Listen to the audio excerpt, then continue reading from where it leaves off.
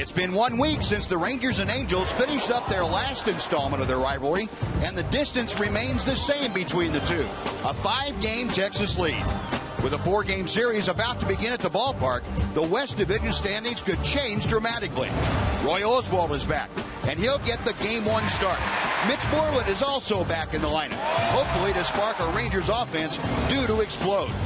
The quest for the West continues head-to-head as your Rangers meet the Los Angeles Angels next.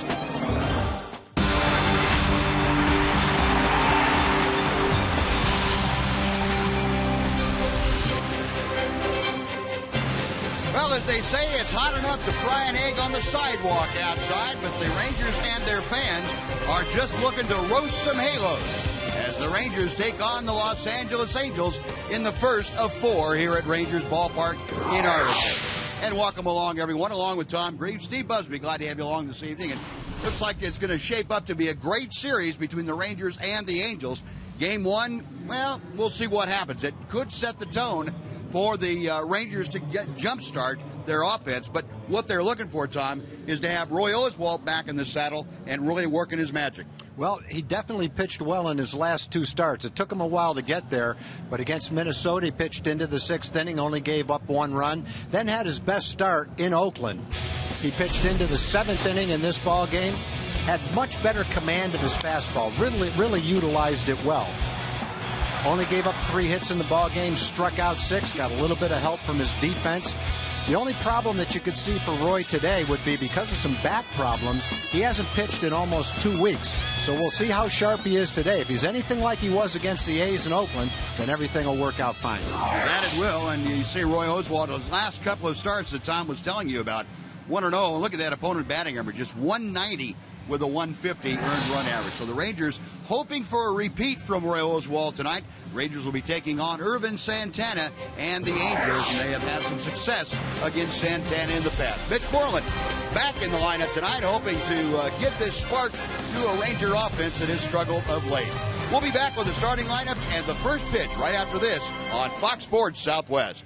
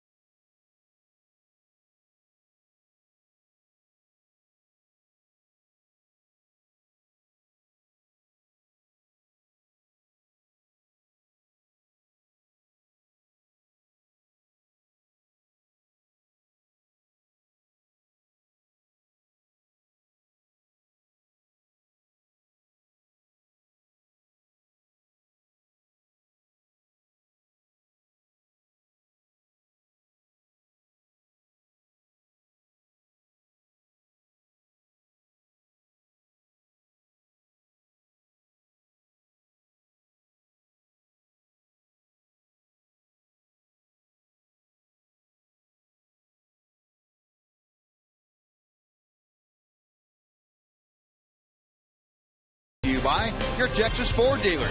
Head to your Texas Ford dealer for the summer sales event and enjoy some of the greatest deals of the season. Ford is the best in Texas. And by the Progressive Insurance Group. For a money-saving car insurance quote, call 1-800-PROGRESSIVE today. And the lineup cards being exchanged at home plate, and Ron Washington trying to get his club ready to go against this Angel team that has been shut out the last 2 days. And Ron hoping for a similar performance from Roy Oswalt tonight. Before we get things going, let's go down and welcome Emily Jones along. Em? Well, Buzz, as you know, it's never too early in the season to make a statement, but regardless of what happens in this four-game series, there's still plenty of baseball to be played after it, including 6 games between these two teams. Ian Kinsler says it's big, but let's not overblow it. Anytime you play in your division, I mean, it seems like we go over this every time we play a team in our division. It's a big deal. I mean, it's not that it's worth more. It's just nice to have a good record against your division and gain games on them when you can. So, these 4 games are obviously important, and we're going to do our best. Ian Kinsler with tonight's Geico quote of the game, and hard to believe it will be almost, or more than I should say, a month before these two teams see each other again. So maybe that adds just a little something to it, guys.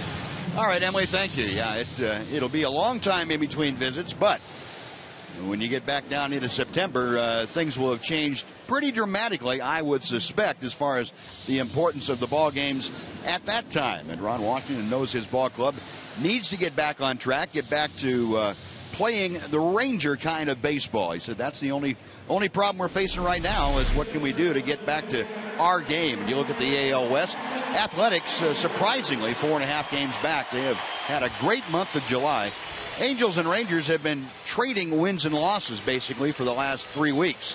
5-game advantage for the Rangers, and the Mariners, as you see, pulling up the tail end at 14 games off the pace.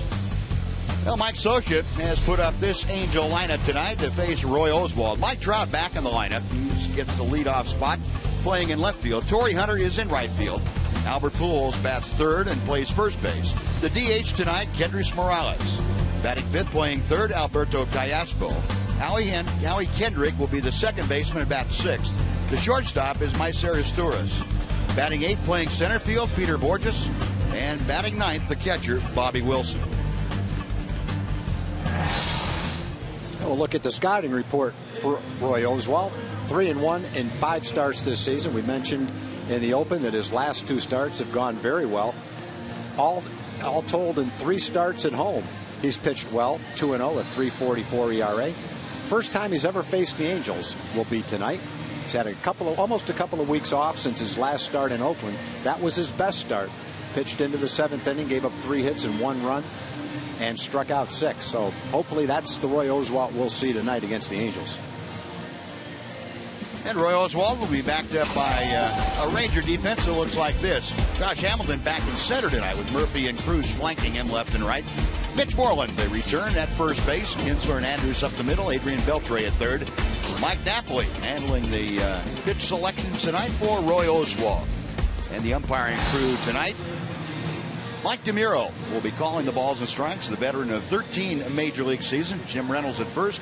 James Hoy at second. And the crew chief, Jim Joyce, is over at third. Well, a warm night as we get ready to get underway here. Again, an early start, a 6:05 start because of the national telecast. And Mike Trout walking to home plate will start things off. Trout was injured in the weekend series out in Anaheim. Ran into a wall trying to pull a home run back in there against Tampa Bay. And he is back in the lineup tonight. That knee injury, not anything to worry about as far as Trout was concerned. I would think, though, that a rookie having this kind of year, you'd worry if he sneezed hard. But he's back in the lineup for Mike Scioscia tonight and back in that familiar leadoff spot. Mike Scioscia's ball club comes in at 55-47. They are 25-25 on the road, and Roy Oswalt deals a strike to Mike Trout. And his first couple of starts, that pitch was just a couple of inches more outside and just wasn't getting the call on that pitch.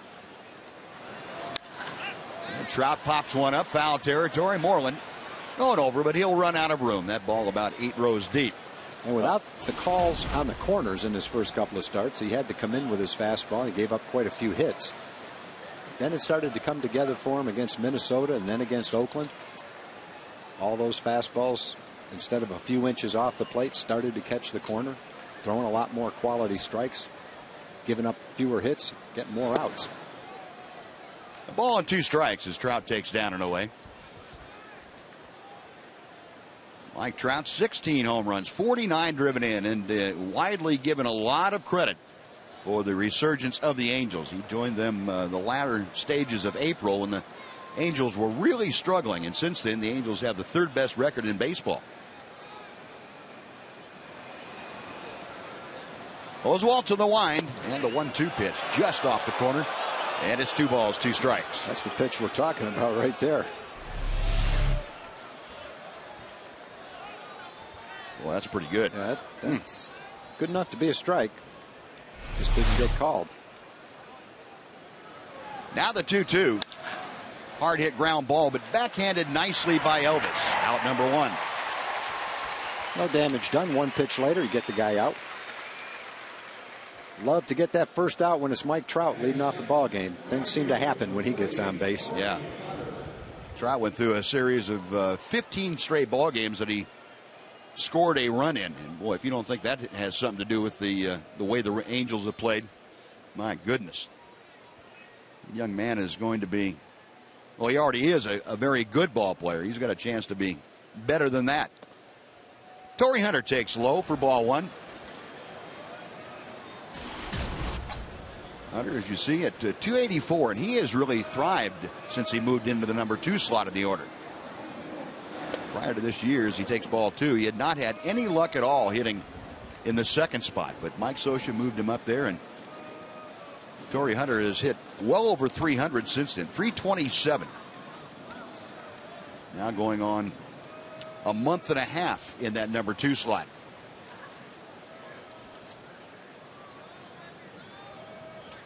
Oswalt with a 2-0 pitch. And another ground ball out to short. Elvis in the dirt, but dug out nicely by Mitch Moreland.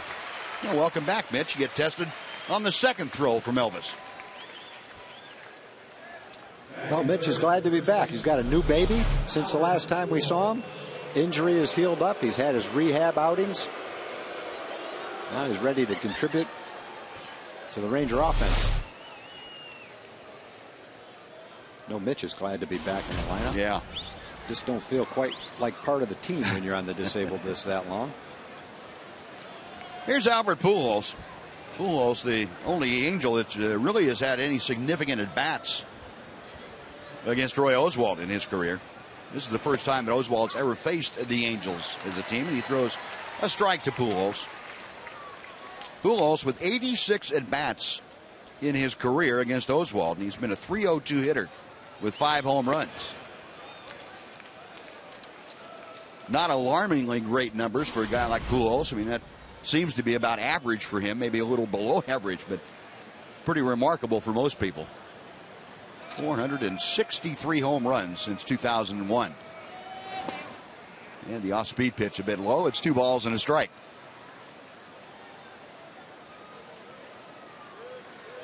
Pujols, I'm sure all of you know, got off to that terrible start. He had 1 home run and 7 RBIs in the month of April. It was after the next pitch and fouls it away. But then very slowly got going, and through May, and all of a sudden he got into June, and he's been pretty much typical Albert Pujols since then, which is not really good news for the opposing pitchers.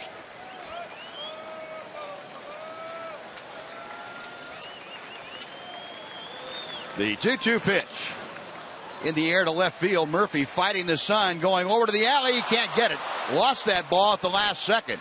Pujols will motor into second base with a double.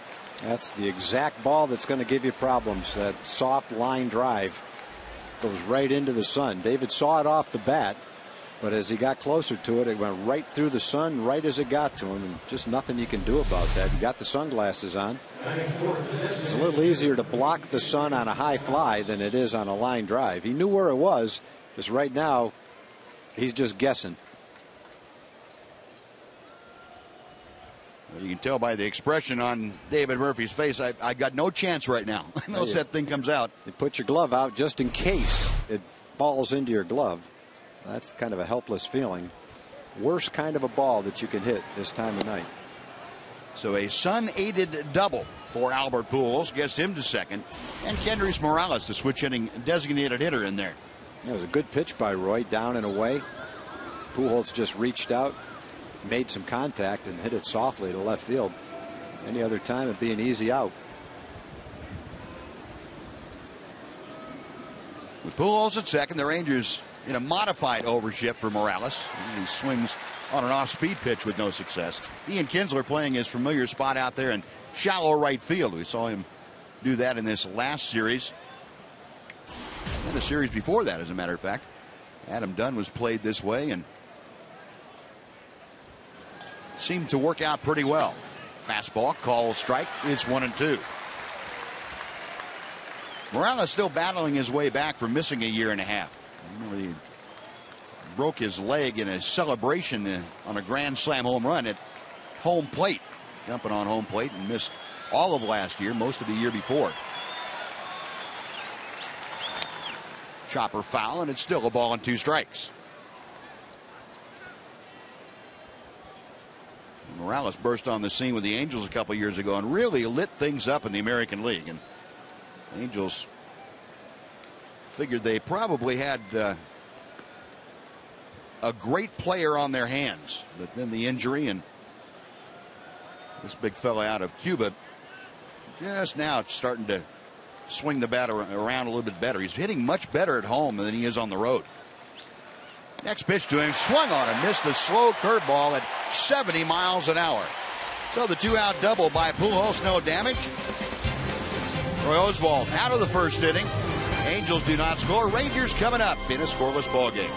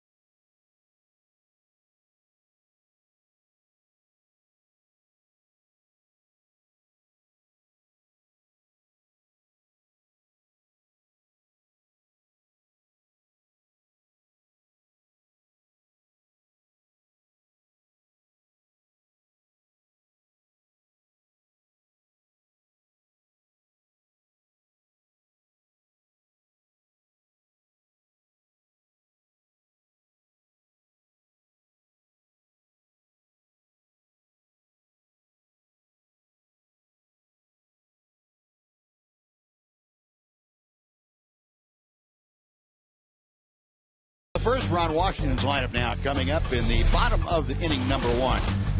Ian Kinsler leads off, the second baseman. Shortstop Elvis Andrews bats second.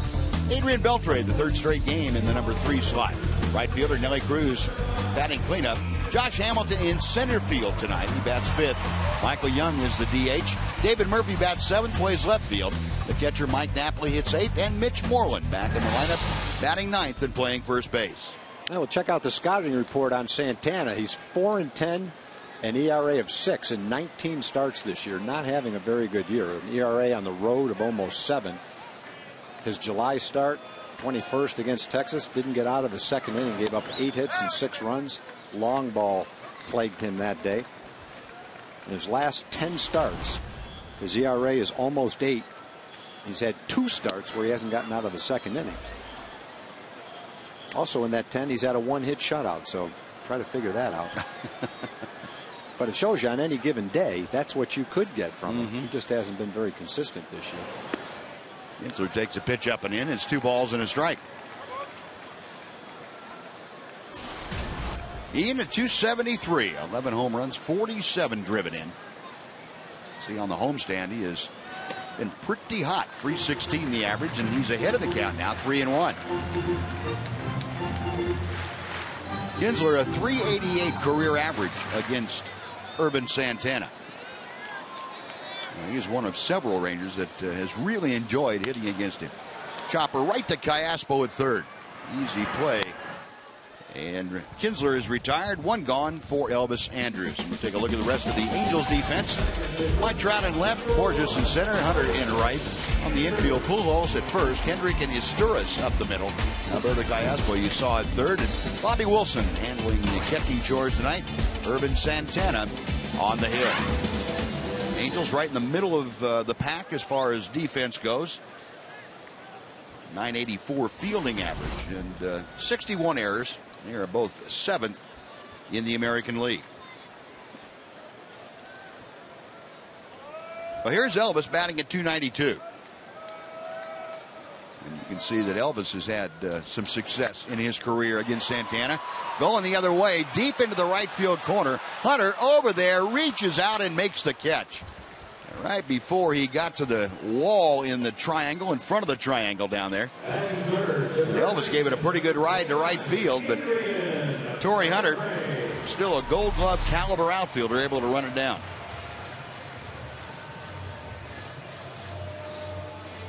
He took a look at the wall on his way over there, knew exactly where he was.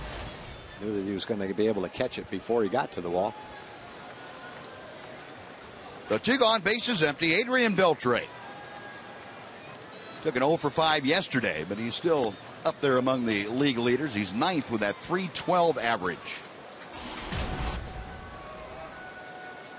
Beltre with 5 home runs in 51 at bats against Santana in his career. And he chops that right down on his left foot and drops the bat in disgust. He will walk that off a little bit, or try to.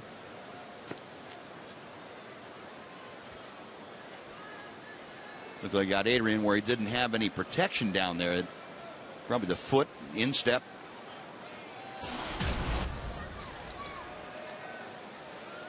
Beltre, probably the most consistent Ranger hitter in the last 3.5 weeks of play. He's hit safely in 16 of the 20 games. Fouls that one off to the right. And the count remains 0 balls, 2 strikes.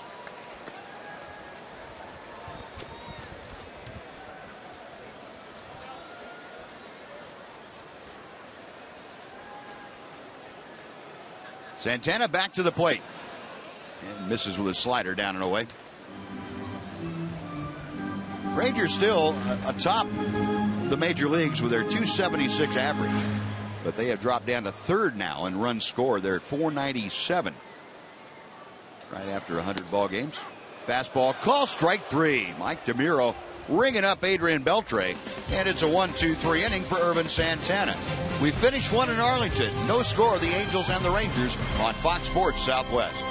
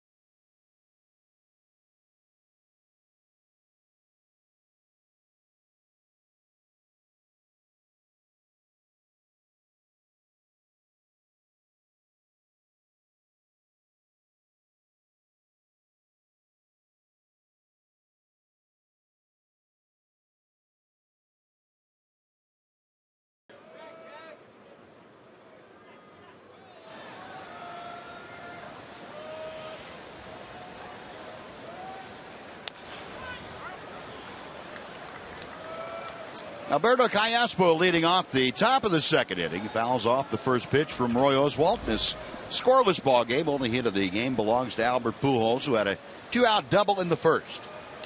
It'll be Callaspo, Kendrick, and Isturis. As Oswalt comes back with that slow breaking ball that's low and inside. 1 ball, 1 strike.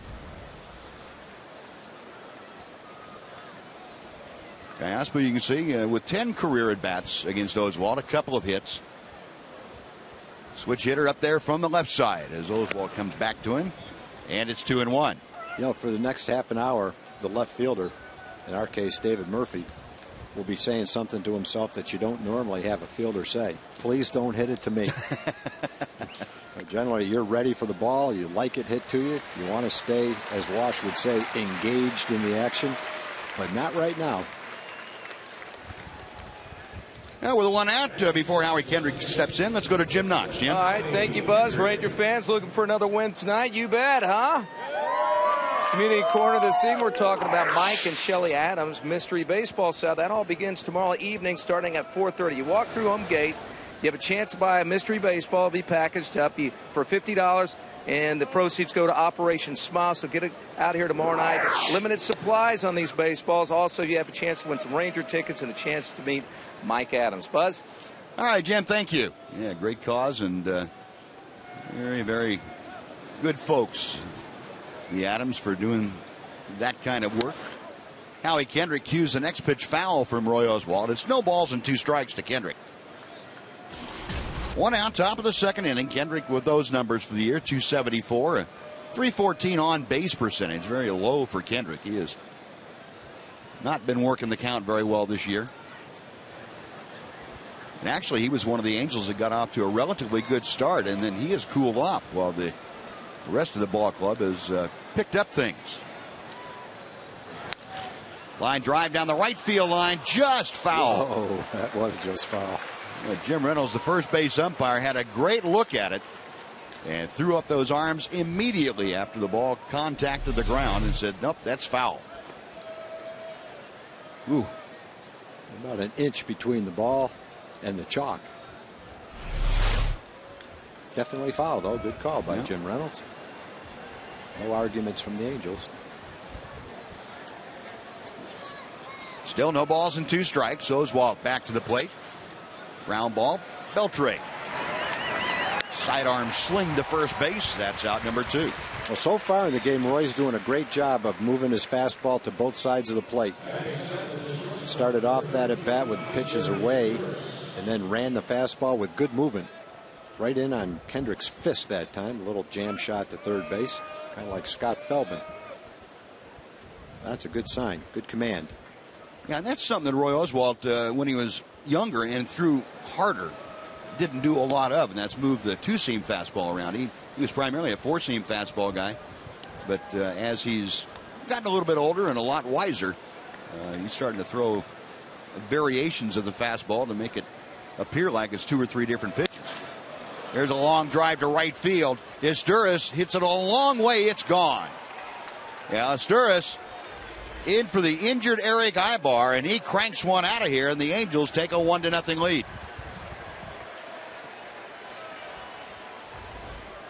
Isturis with his 2nd home run of the year. Well, Isturis obviously not a home run hitter, but he got a home run pitch that time. Trying to throw it down and away, probably with some movement, but the movement took it right to the middle of the plate. High fastball. And he did hit it out of the ballpark. So an early lead for the Angels, and here's Peter Borges. Elvis gets rid of that quickly, respecting Borges' speed, and fires on to first base. Side retired, but Mycer Isturis gets the Angels on the board. We'll go to the bottom of the second.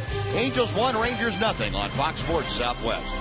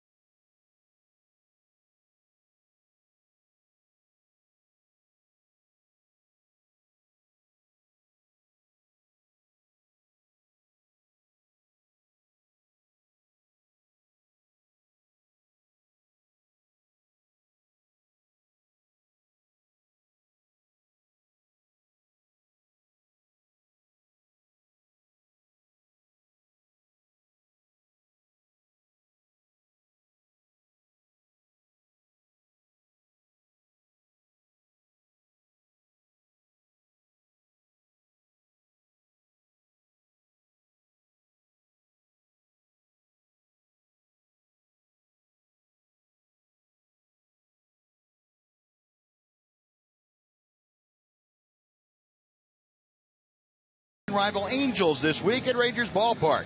Series continues through Thursday, and this Wednesday is Dollar Hot Dog Night.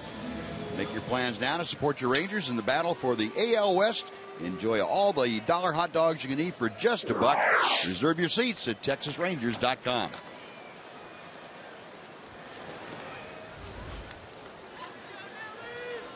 And Nelly Cruz to start things off. Rangers find themselves trailing 1-0.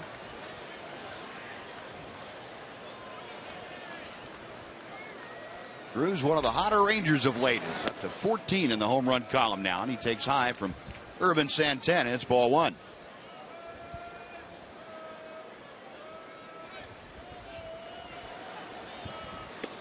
And slider outside. 2 balls, no strikes to Nelly.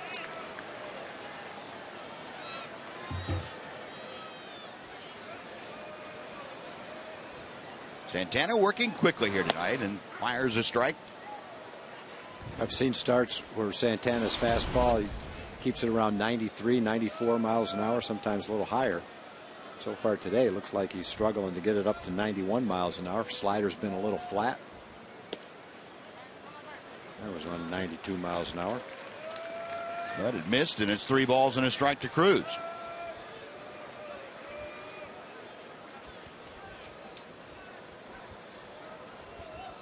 And the right-hander to the plate. That is outside, ball 4. And Nelly Cruz, with a leadoff walk, becomes the first Ranger base runner of the evening. Well, Santana knows he's been giving up a lot of home runs. He knows the Rangers took him deep 3 times in the last start. You know, he's going to go out of his way not to throw a fastball or hang a breaking ball in the good part of the plate. And so it's up to the Rangers to be patient like Nelly was in that at bat. Don't help him out by swinging the pitches out of the strike zone. Make him come in with a fastball and then take advantage of it just like they did in the last start. But don't help him out. Did a little bit of that in the first inning. Yeah. Well, we'll see if Josh Hamilton can be patient with the pitch. It's lined to left field, heading down into the corner, a fair ball. And it's in play as the throw goes into second base, waiting for a call. It looked like Mike Trout going over there was expecting a fan to interfere, and third base umpire Jim Joyce emphatically said there was no fan interference, and the Rangers have runners at second and third with nobody out, and Michael Young coming up. That's one of the few fastballs Josh has seen for a good strike to hit on the first pitch in a long time. And just keeps it fair right inside the foul line there. Good start to the second inning for the Rangers. They have not been taking advantage of these situations in the last 3 or 4 games, so good time to start right now. Infield back up the middle, in at first base. And the first pitch way outside. It is ball 1. Well, Josh Hamilton safe at second, safe and secure, New York life. Good to see Josh going the other way authoritatively. With authority. He hit it hard, too. He did. He smoked it. 1-0 the count to Young. There's a strike, and the count is even. Well, Michael has picked things up with that runners in scoring position, even though the Rangers as a team really struggling. They are 0 for their last 29. Michael's hit .303 in his last month in these situations. Fouls that one away to the right, and the count moves to a ball and 2 strikes.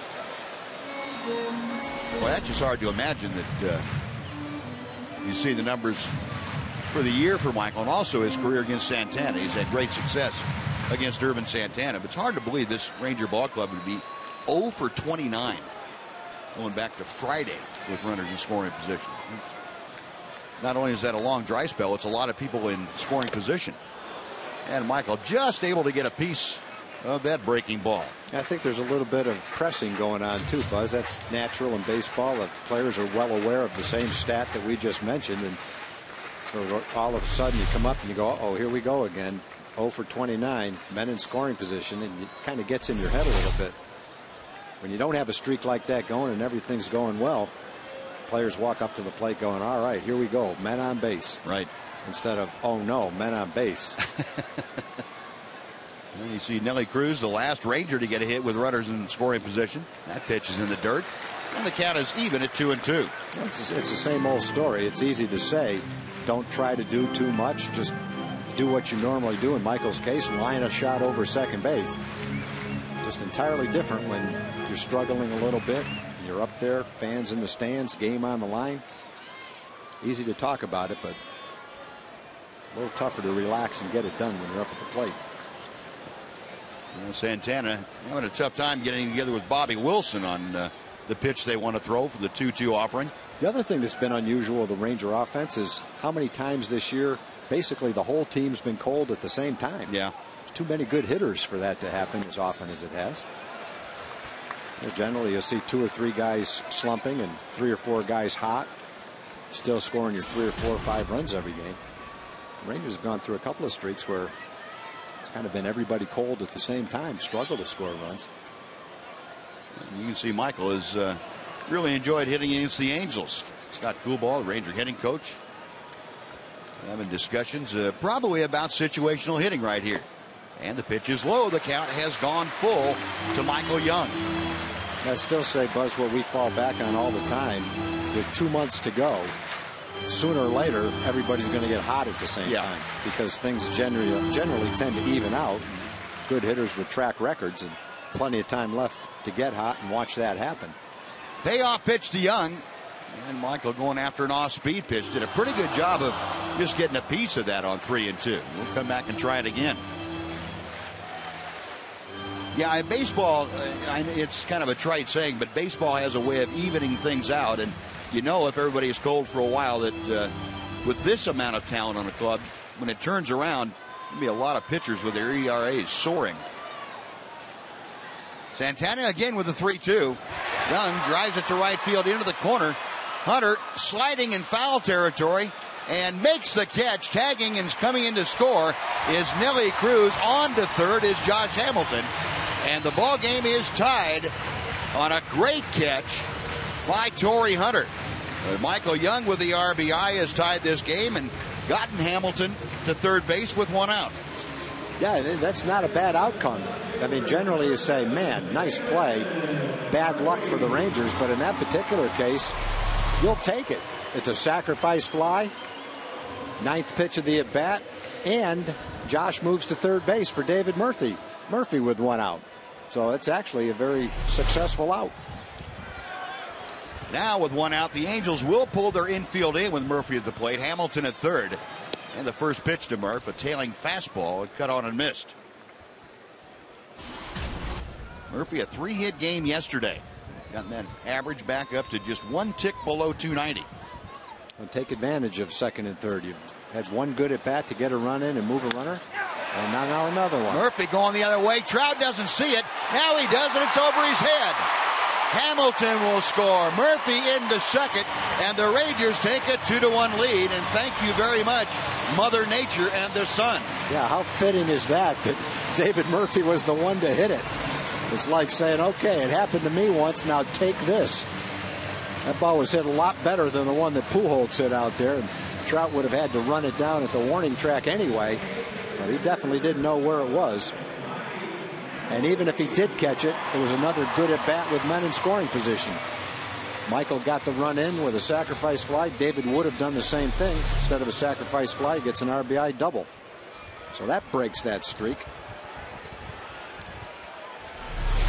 Now here's Mike Napoli with Murphy at second base. And the pitch up and in for ball 1.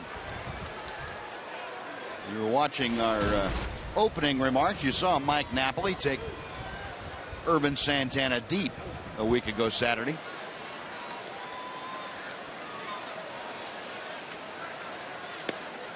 Former battery mates working against each other, and Santana falls behind 2 balls and no strikes. That was a leadoff walk to Nelly Cruz that got the inning started. Nelly laid off a couple of close pitches on the outside part of the plate.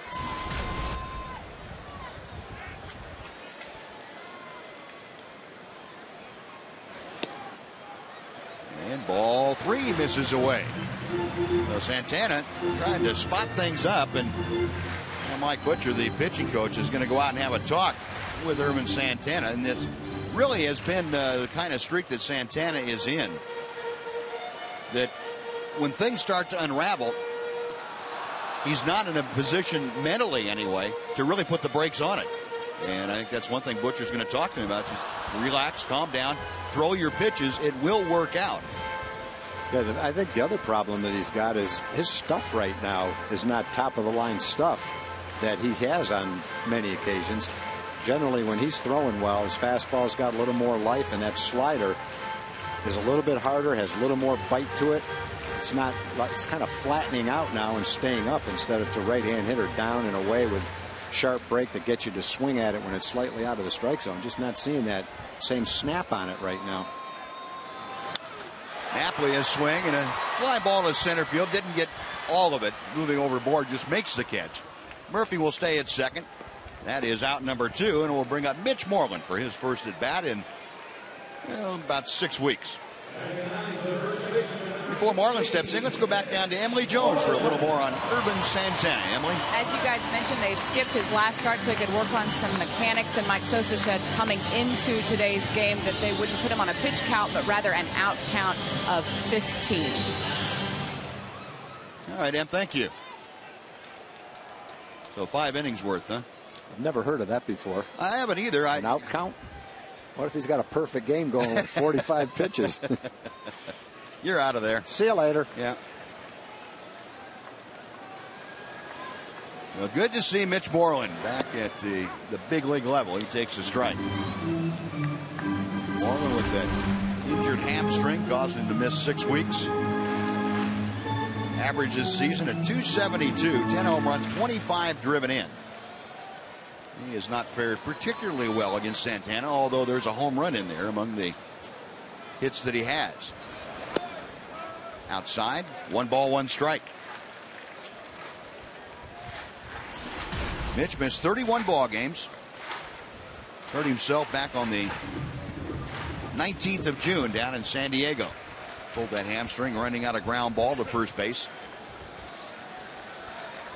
Back in there now, and then a spot to do some damage, and he cranks one deep to right field, but he pulled it foul.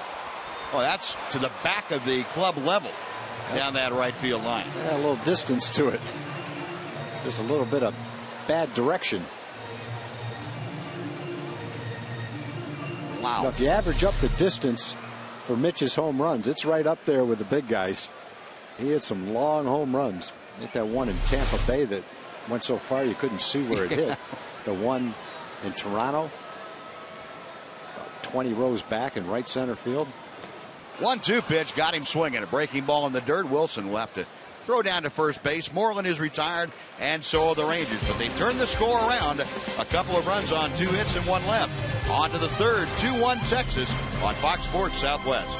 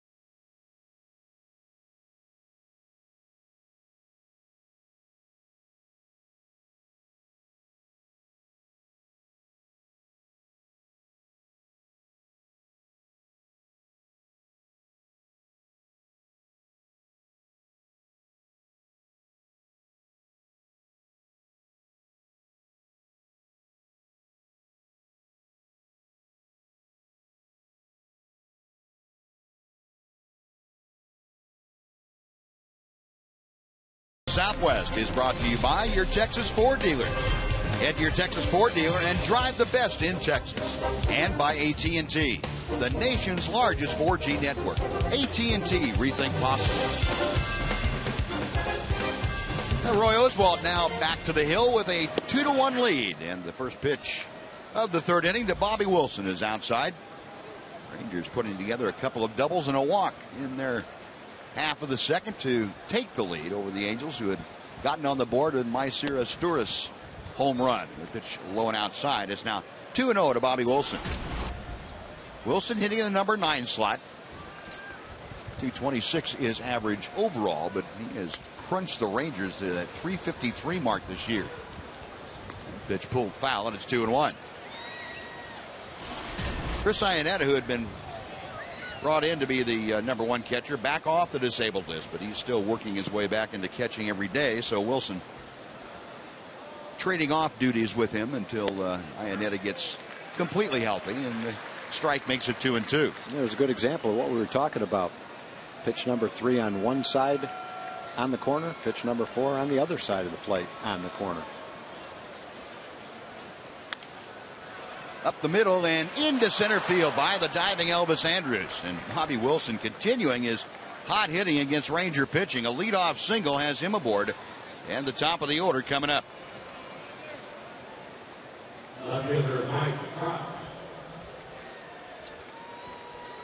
Wilson with the third Angel hit of the night off of Roy Oswalt.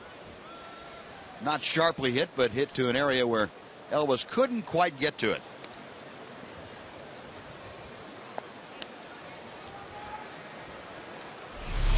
So Mike Trout will step in 0 for 1, having grounded out to short as he began things here tonight. Adrian Beltre, the third baseman, up in front of the cut of the grass. And the pitch gets by Napoli all the way to the backstop, and down to second base goes Bobby Wilson. I think Knapp got crossed up. Either that or that ball took a funny bounce.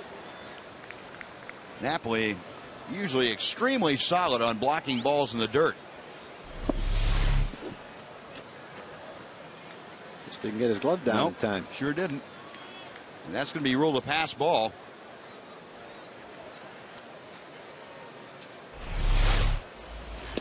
And Trout, showing bunt again, pulls the bat back. It's 2 balls and no strikes.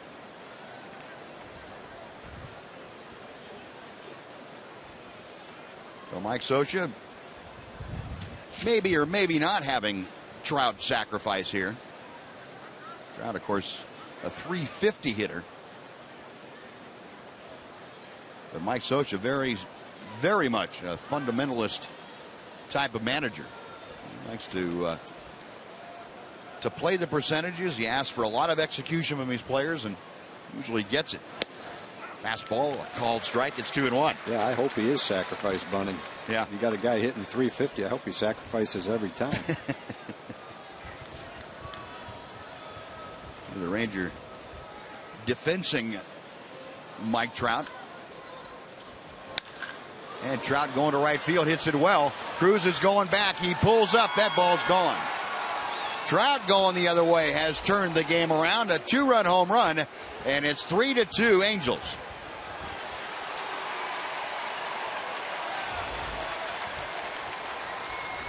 Now Mike Trout showing you that opposite field power that he has been noted for, and he crunched that out of here to straightaway right field.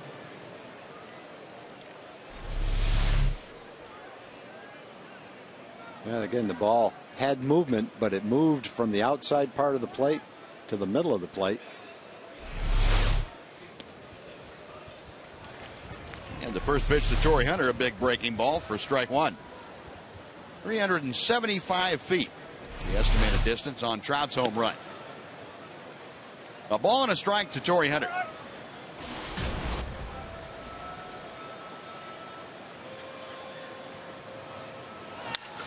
And Hunter, a drive to center field. That's going to fall in front of Josh Hamilton for a base hit.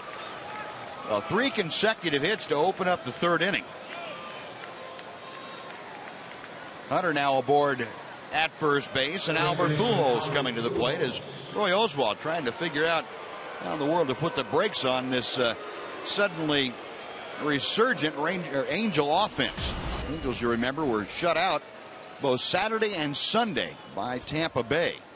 But they have come out here tonight swinging the bats with authority and lead 3-2. Little toss to first, and Hunter back with a dive. Pujols doubled his first time up with the aid of the sun. Hit one to left field that David Murphy couldn't quite locate. And now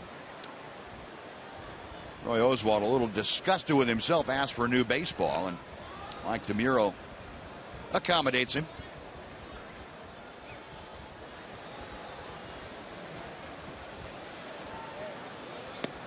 Off speed, and that finds the inside corner. It's 1-1 to Pujols.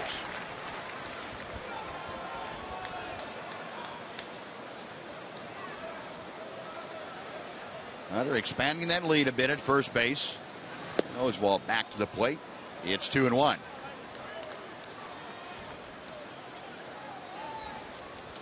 Angels, a pretty dramatic difference between the number of runs they score in their wins as opposed to their losses.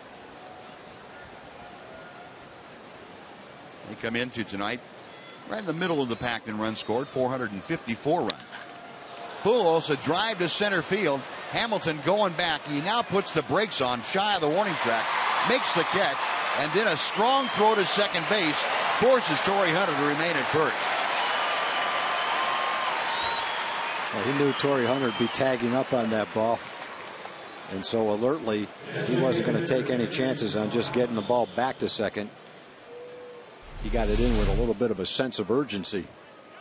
Gets behind the ball, comes in, and fires a strike to second base. If you want to make a training film, there you go. Yep.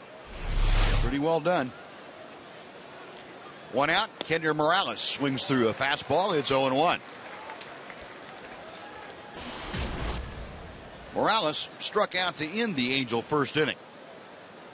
Back in there handling the DH chores tonight.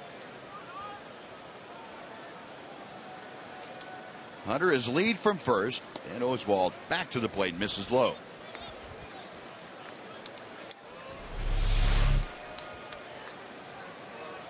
Torrey Hunter. I see it. Yeah. I wasn't going. I'm not going to test you out. Morales fouls it out of play to the left, and the count is a ball and 2 strikes. Torrey Hunter's gunned down a few in his day, too.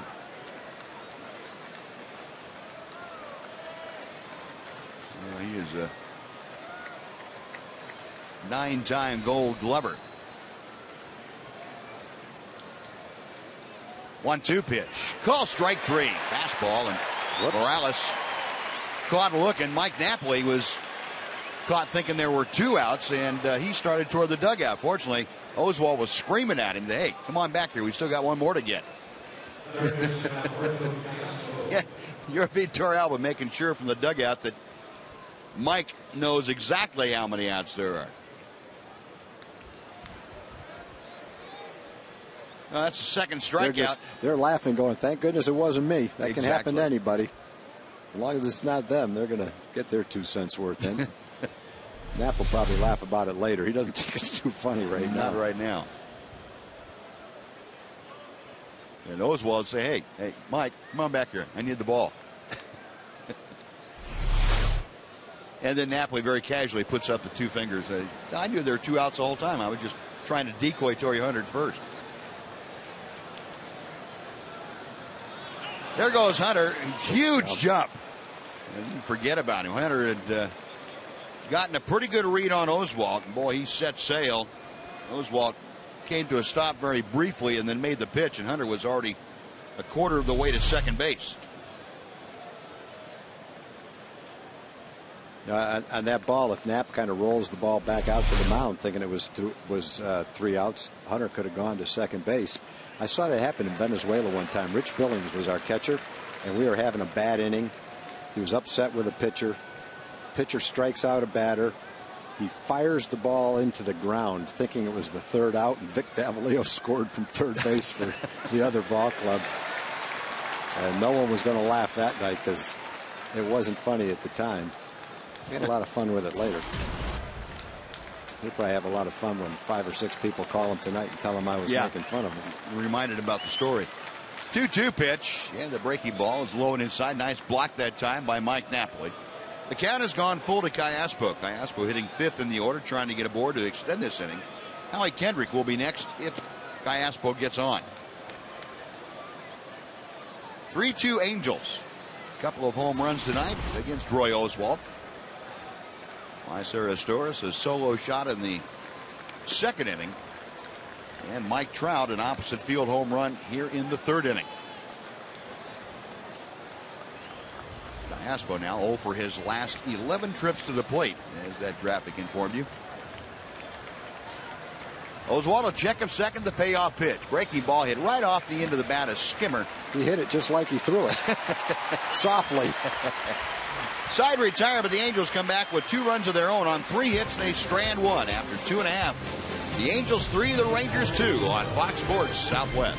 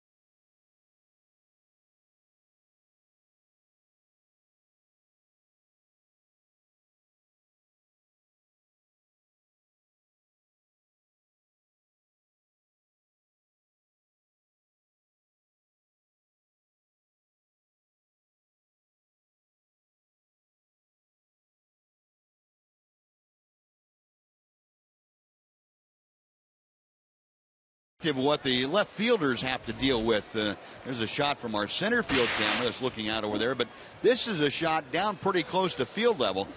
You see right above that the stands there that the left fielder's looking toward home plate. That sun is blaring right in his eyes. And both left fielders have had problems here in the early going. Ian Kinsler is starting things off for the Rangers as Mike Trout battles that sun. There's probably no comfortable spot to be out there right now, is there, Tom, as far as the angle of the sun? No, no one else has to worry about it right now. I think it's as bad a sun field as you can get. At least on a high fly ball on a sunny day, you have a chance to put your glove in the sun and you have more time. Ian Kinsler, a line drive right into the glove of Alberto Cayaspo for out number 1. The balls that you're having trouble with here, you don't have much time because they're line drives. High fly ball, you're gonna be able to catch it because it goes above the sun. But these balls, you can see Trout, he sees it now, but it's too late. David saw it at the beginning, was right around the ball, but right at the end, he lost it.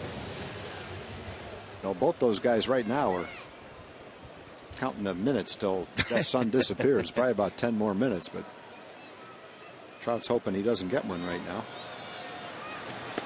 Elvis Andrews takes a pitch high and away for ball 1. Elvis, a long fly ball to right field his first time up on the first pitch that he saw from Irvin Santana. Torrey Hunter able to track it down right in the corner. Elvis takes a strike here to even the count at 1 ball, 1 strike. Have a birthday wish. Happy birthday to Lyra Satterfield. She's from Amarillo, Texas. Big Josh Hamilton fan, big Ranger fan. And Elvis going that way again. This ball hit a little bit better. Into the corner goes Hunter. That ball is foul. Just foul. Jim Reynolds about halfway down the line to make that call. And Elvis Andrus making his way slowly back from somewhere between first and second. Yeah, it's too bad. The one he hit the first time didn't have the distance, but it was fair. That one had the distance, but it was foul. It's close, but it's definitely foul. Boy, right into the triangle out there. Good. Well, Elvis taking a couple of shots at that corner and just did miss. Well, it's 1 and 2, and Santana back to it. And that one's chopped foul the other way. Awesome. Well, folks, to help celebrate 40 years of baseball in the Metroplex, Metro PCS is giving away 40 Samsung 4G LTE phones. Enter to win at all participating locations. Metro PCS, it's wireless for all. Breaking ball is wide, and Andrus now with a 2 ball, 2 strike count. Buzz, Tommy Cantrell was one of the most beloved baseball coaches, high school baseball coaches in the Metroplex. He coached in Fort Worth. He coached at Arlington Sam Houston for 26 years. He's in the hospital right now, very ill, and he watches every game. Watches every game with his wife Sharon. So Tommy, if you can hear us, if you're watching the game tonight, you've got a lot of people that are thinking about you, wishing you the best. Both my kids played in Arlington against Tommy's teams at Sam Houston. He's a great high school coach. And Elvis gone on strikes. Pretty wicked off-speed pitch from Urban Santana. That is out number 2. Let's head back to our Fox Sports Southwest studios for a game break. Here's Dana Larson. Dana?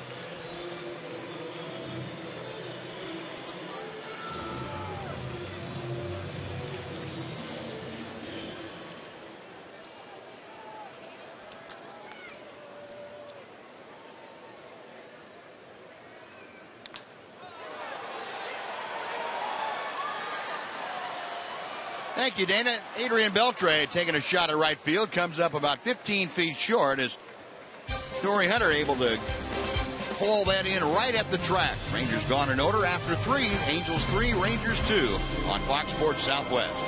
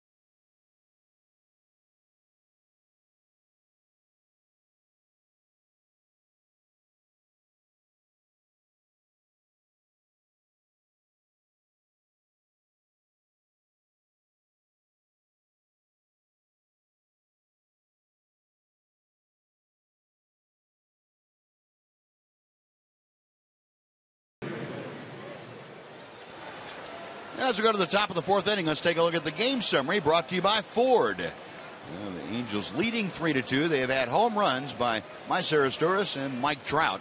Meanwhile, the Rangers with doubles by Josh Hamilton and David Murphy. And Howie Kendrick leading things off. Grounds one up the middle by Oswalt and by Kinsler for a leadoff single. So Kendrick aboard to start the Angel fourth inning, and we'll bring up Asturias for the second time.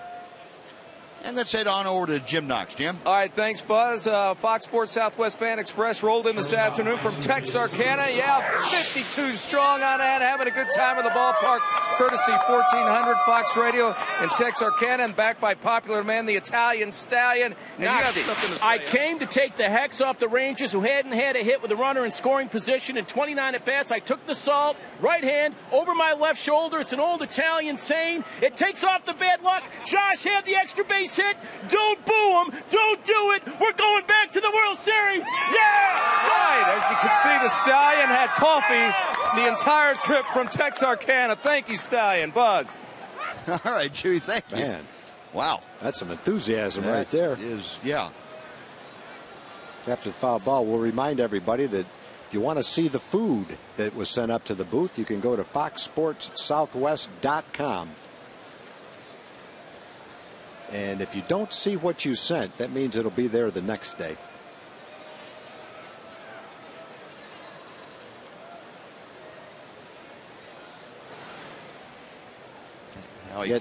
You get to see the food and hear us acknowledge it. That's a little sample of what we got tonight.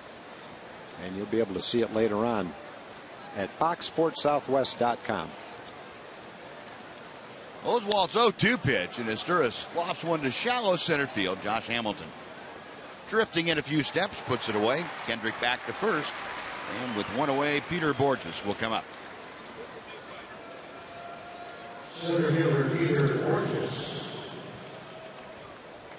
Borges, the fleet-footed center fielder. Boy, the Angels, you put an outfield out there of Borges and Trout and Hunter like they have. You got some guys that are as good defensively as you're going to get. All three of them are quality center fielders. And you put those three out there, and not many balls that stay in the ballpark get to a position where somebody can't make a catch. A little toss to first. Kendrick's back.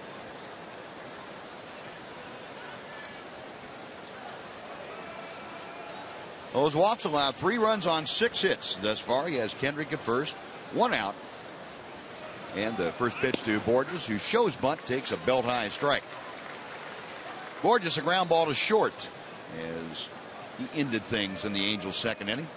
Checking with Dino Ebo, the third base coach. Question for Borges, or about Borges, I guess, was is he going to be able to hit at the major league level? And I see 6 of his last 13 hits going for extra bases. Batting average still a little bit low, right down the 220s. Hit and runs on, and it's hit the other way, but foul. He's a lot like Craig Gentry. He's got excellent speed, a good center fielder. Gentry's starting to answer the questions, would he hit at the big league level? In a big way, hitting well over 300 right now. Borges has lost some playing time because he hasn't started to hit. But when he does, then you've got a terrific player. Tough to play every day as an outfielder, though, if you don't hit. Doesn't matter how many balls you catch out there. Not many teams have the luxury of having one outfielder that's solely there for defense. Well, 0-2 the count to Borges. Kendrick, a little more modest lead at first this time. He's not going anywhere. And the breaking ball stays inside, a bit low also. It's 1 ball, 2 strikes. No, last year Borges had 500 at bats and hit 271. So he just hasn't hit this year. Hasn't had regular playing time. But he had a pretty good year last year.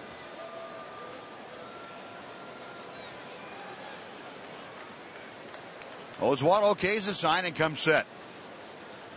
Now steps off as he wasn't quite sure where Howie Kendrick was. Looked over there and apparently didn't see Kendrick out of the corner of his eye, and that's a good idea by Oswalt to step off just to make sure.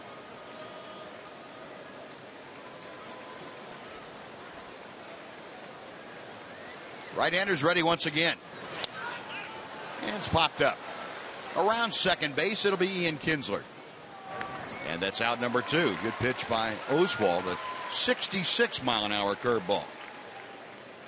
And let's head back down and say hello to Emily Jones. Emily? Well, gentlemen, as you well know, the trade deadline looming tomorrow. So we're letting you play John Daniels. What do you think the Rangers should target with their trade selections, if any at all? Maybe a catcher to replace Yorvit Torrealba, who is messing with the camera as we speak.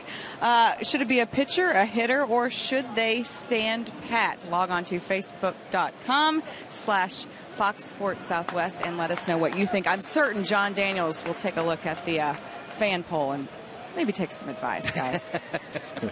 I would think so. Well, if you want a new catcher, Emily, I think he'll listen to you, too. Yeah. We can suggest that to John if Yorvit's giving you a problem down there. I'll take care of your beat. Don't you worry. All right. The pitch out with Kendrick going. The throw, he's gone.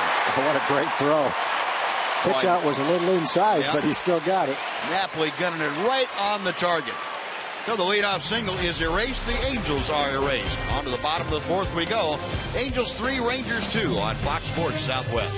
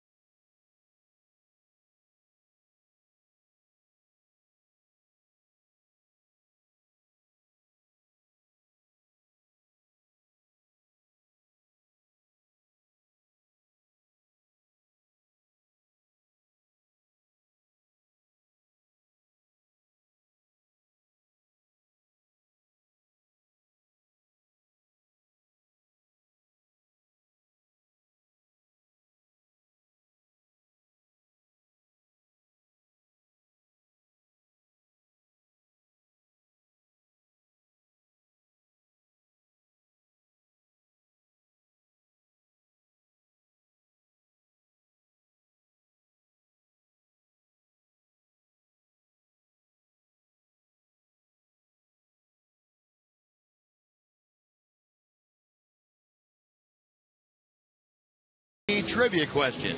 Who holds the American League rookie record for most stolen bases in a season? Give you a happening to do a little research on that and come back with the answer before the 5th inning. Middle third of the Ranger order to face Irvin Santana, Nelly Cruz, Josh Hamilton, and Michael Young. Angels leading 3-2. As you can see, they've out hit the Rangers 6-2. Nelly Cruz got that 2-run second started with a walk.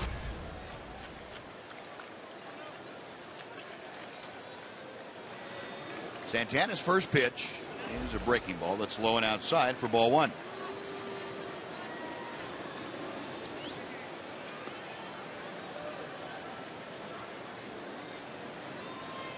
Next pitch, waved at and missed. Good slider there. 1 ball, 1 strike. Nelly on the homestand, now 5 out of 21.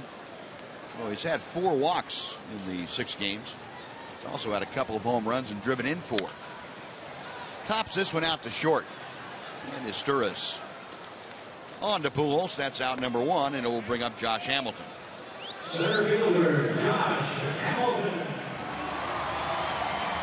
Well, Santana settling down. He's now retired the last 6 Rangers that he's faced since David Murphy's second inning double. And Josh steps in 1 for 1. He doubled into the left field corner his first time up and came around to score.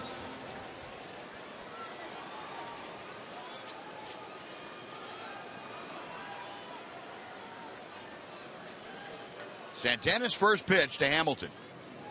It's ball 1. Well, the Angels play Hamilton as more exaggerated, I would say, than any other team in the outfield.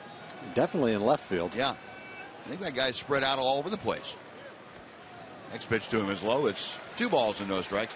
Mike Trout over there in left, as you can see, 25 feet off the left field line, maybe.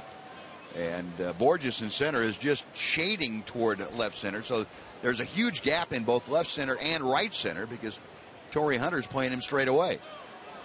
That's fouled away to the left. The count to Josh is 2-1.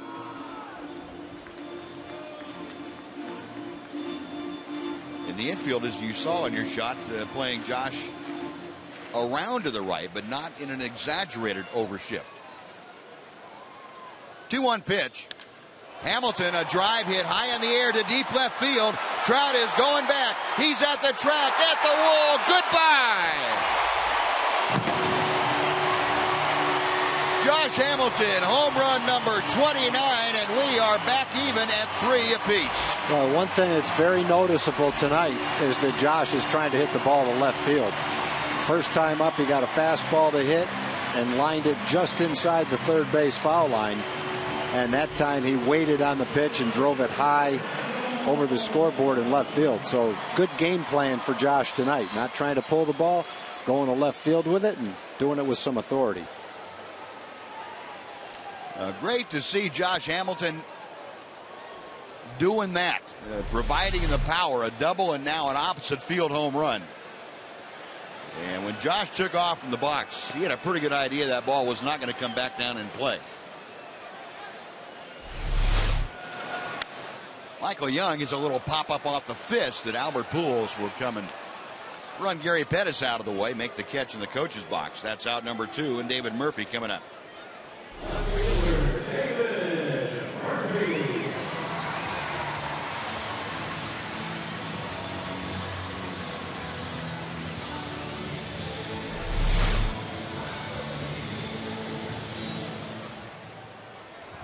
A 3-3 ball game. The other thing with the balls that Josh has hit today, they were strikes. Make him throw strikes, and that's what will happen. Pujols takes it to the bag himself. David Murphy is out. So are the Rangers. But Hamilton gets the Rangers even with his 29th home run of the year. We'll head to the 5th inning. Angels 3, Rangers 3.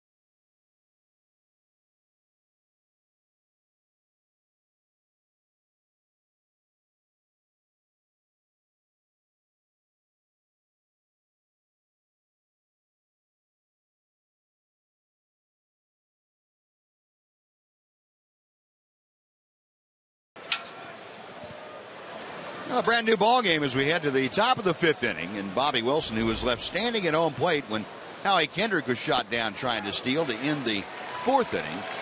He's back up there again and looks at a breaking ball that's in for strike 1.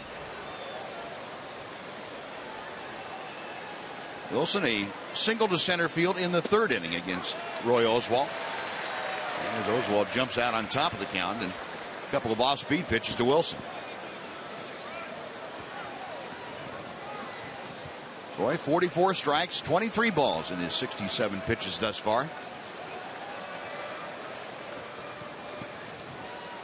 Another breaking ball, got him swinging.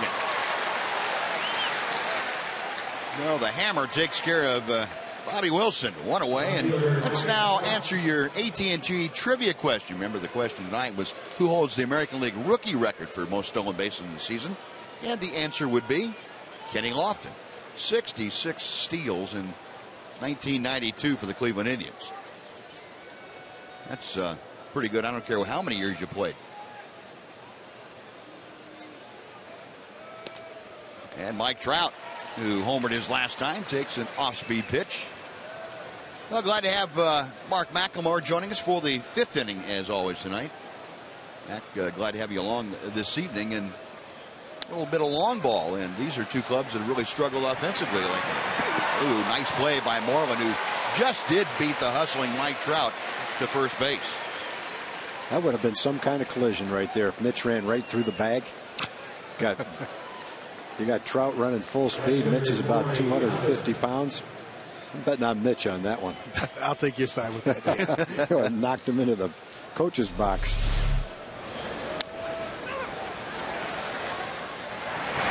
Mitch could say he won the foot race to first base. Right. He beat Trout to the bag. I beat Trout. I had him by 2 steps. There's the shot to prove it, too. Of course, I only had to run 20 feet, and he had to run 90. That doesn't matter. Right. He won the race to the bag. So very quickly, 2 gone. Torrey Hunter takes low for ball 1. You're saying two ball clubs that offensively have been a little bit stagnant of late, and tonight showing some signs, both of them, of coming out, maybe different approaches than they've had recently. Well, I think they're both really realize that this is an important series, and they've got to step it up a notch and try and swing the bats and score some runs. You can't win ball games unless you score runs. So they're coming out. They really know the importance of this, especially from the Angels' point of view. Roy Oswalt has made some adjustments here. A lot of breaking balls in this inning. I think he thinks this time around through the order, the Angels have been aggressive against his fastball and throw the off-speed pitches up there and get ahead that way. 2-1 the count to Torrey Hunter. And it's on the outside corner. Pretty good two-seam fastball.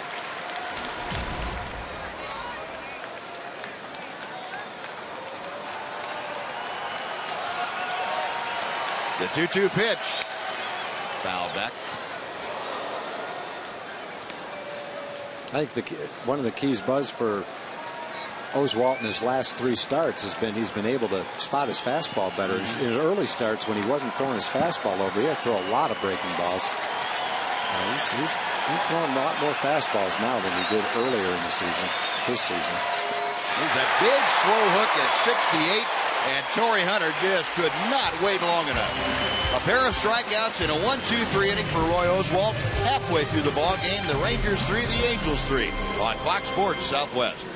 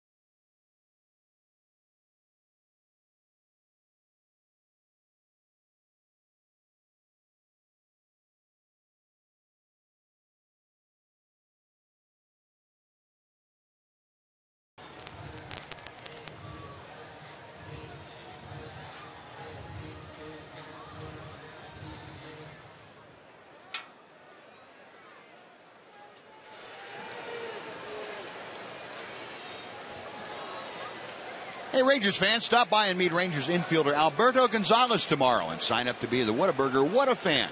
Don't miss this chance to win great prizes and meet one of your Texas Rangers at Whataburger. Mike Napoli starting off the Ranger 5th inning. It'll be Napoli, Moreland, and Kinsler. Rangers and Angels tied at 3 here tonight.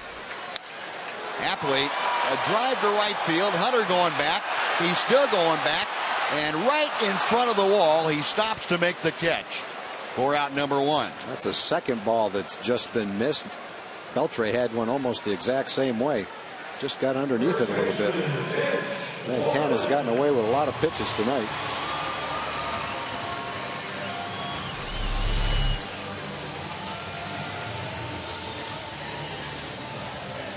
Outside corner, but it's up a little bit. Yep. Got the good part of the bat on the ball.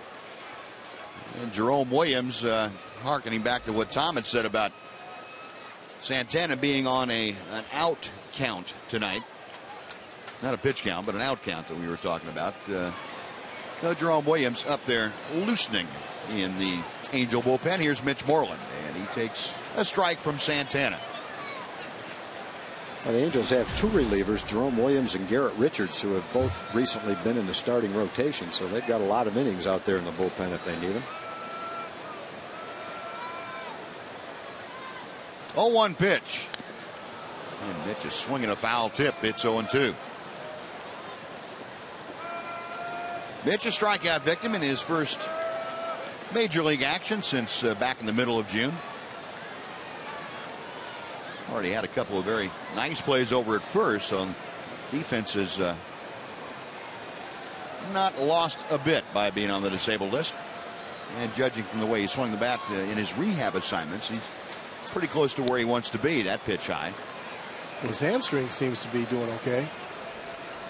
They would beat Mike Trout to first base. That's right. Yeah. Speedy runner. I think he picked up quite a bit while he was on rehab. Maybe they did the Tommy John below average runner before he started. Now he can fly. And he lines this one to left field. Trout coming in a hurry and reaches down and short hops it. Third base umpire Jim Joyce out there to make that call immediately. Said no catch. And Mitch Moreland, the sinking line drive single for his first hit since returning to action. Good call by Jim Joyce. I thought he was going to catch that ball. Getting ready to say he should have hit it earlier in the game when the sun might have been in his eyes.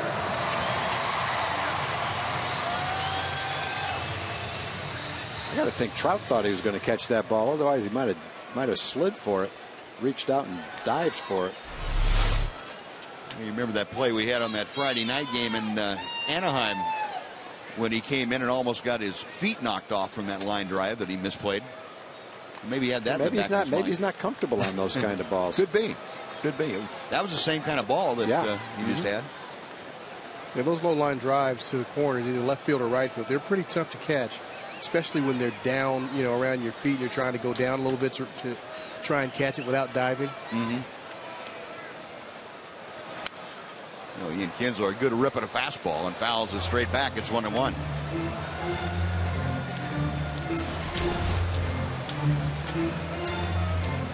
Kids tonight, ground ball to third, a line drive also to third. 0 for 2, and up there now with Moreland at first. 1 out in the Ranger 5th inning. A 3-3 ball game.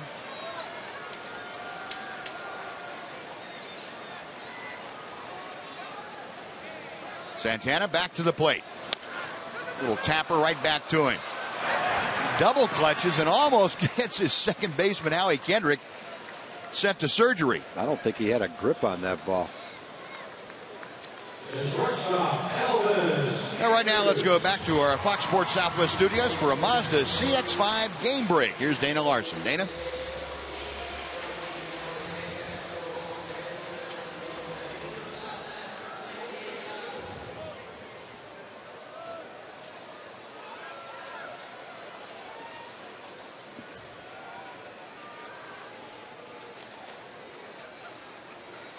All right, Dana, thank you. Now, Ian Kinsler now at first, and he's on a pretty good stolen base streak. He's had one in each of his last 3 ball games. And Santana has been pretty easy to run on. this year especially. And we'll see if Kinsler gets a jump and takes off here. He's staying put. The first pitch high and away for ball one.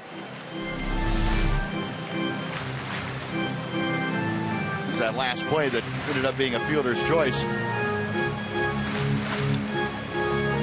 And Mac is a second base. You don't want that guy hanging you out to dry, do you? Like that? You do not want him hanging He you out weighs to dry. 250 pounds. Not at all. But the thing that Santana did well there to be able to make that play was the whole time he was juggling the ball, he kept his feet moving. Yeah. If he had stopped his feet, that ball could have ended up out in center field. Good point. 1-0 the count to Elvis. And Santana going to work on Kinsler at first base. Now, Santana, one of those guys that doesn't really change his motion much. He doesn't like to slide step. Thinks it takes away from his ability to throw strikes. And so as a consequence, with his kind of motion, he's a little bit easier to run on. Now he speeded it up that time and had Ian kind of flat-footed. Pitch fouled away. It's 1 ball, 1 strike. You know, as a base stealer, you know those guys that are not comfortable doing the slide step or even throwing over to first base. They just like to get the ball, get in the rhythm, and go to the plate. Those are the guys that are really easy to steal off of. Guy that doesn't go to a slide step, would you shorten up maybe a half a step on your lead because you know you had more time to get a jump? No, I didn't shorten up on my lead in those instances. Whenever I shortened up on my lead, I was not going. And that was usually if I had an injury. But other than that, I would take the same lead unless it was a left-hander like an Andy Pettit who just has a outstanding move. With Andy, I had to take a shorter lead and really either just go first move or just stand there and get picked off, one or the other. But any other time, it was just stand out there and get your same lead. Drive pretty well hit to right center field, but Borges over in the alley makes the catch, and that'll do it. Mac, thanks for joining us. Appreciate it. We'll look for you on Rangers Live after the ball game. See you later. On to the 6th we go, tied at 3.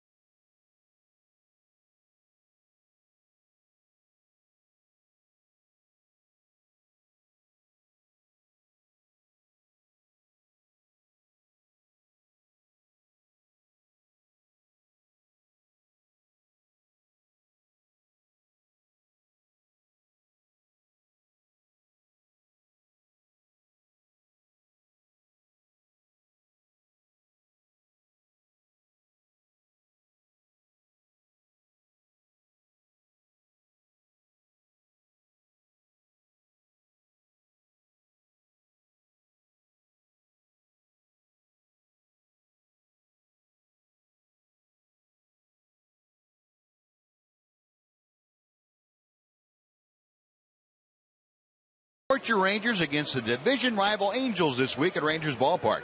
Series continues through Thursday, and this Wednesday is Dollar Hot Dog Night. So make your plans to support your Rangers in the battle for the AL West and enjoy the dollar hot dogs that all you can get for $1 a piece. Reserve your seats now at TexasRangers.com. Albert Pujols starting off the Top of the 6th inning, a 3-3 ball game. Roy Oswalt missing a bit low. It's 1 ball, 1 strike. Pujols, a sun-aided double his first time up, and fly to medium deep center field his last time. That was back in the 3rd inning. And that's out of play down the right side. Pretty good fastball from Oswalt.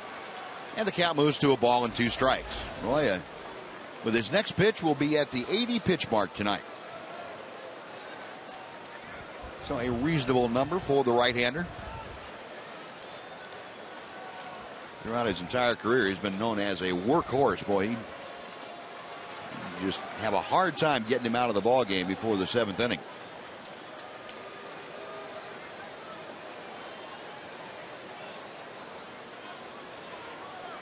A ball and 2 strikes to Albert Pujols.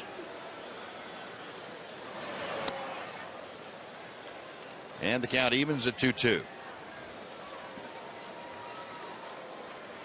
Pujols at 278 with the batting average.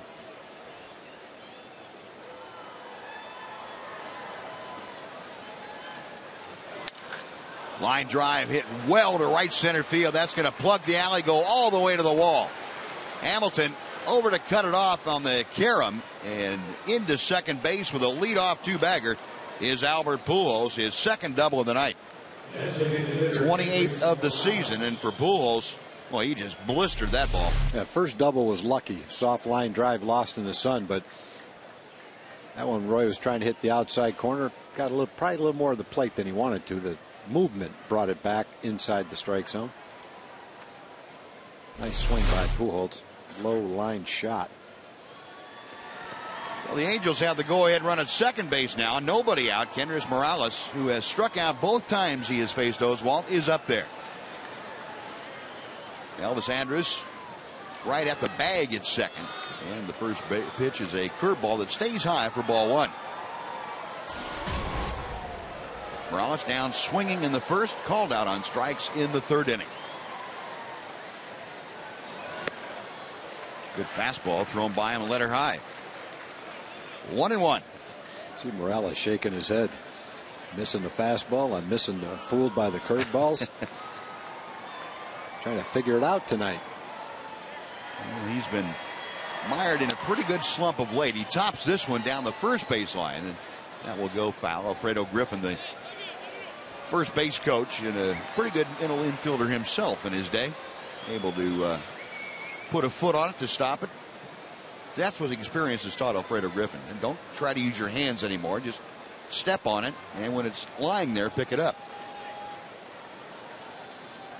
Get to a point where you don't trust your hands anymore. 1-2 the count to Morales.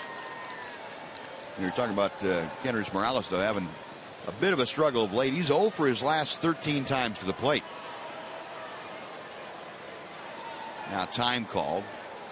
Napoli wants to go out and have a word with Roy Oswalt.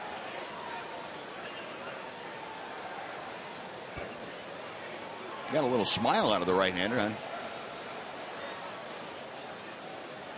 Mike Napoli has talked on several occasions about it was impressed upon him when he was coming up through the Angels system by Mike Scioscia that part of his job was to read swings and read hitters. You know, listen to what they're saying at home plate and glean whatever information you can from that and take it to your pitcher. Let him know what's going on. And Morales chops one foul. So Mike takes that part of it very seriously, reading a guy's, you know, swing patterns, but how he reacts to his swings too. Mike Scioscia, of course, a very, very solid major league catcher for a lot of years, and he's always had the reputation of expecting his catchers to really handle the game behind the plate like a field general. Again, the 1-2 pitch. That ball's hammered to right field. Cruz is going back. It is gone. Well, he gave him a pitch that stayed up in the strike zone. He'd struck him out with a slow curveball, but he had to keep it down below the knees, and that ball just spun up there about above the knees between the belt. And even in a slump, that was a pitch Morales could hit. Now, Kendrys Morales with his 10th home run of the year. The Angels now back on top. It's 5-3.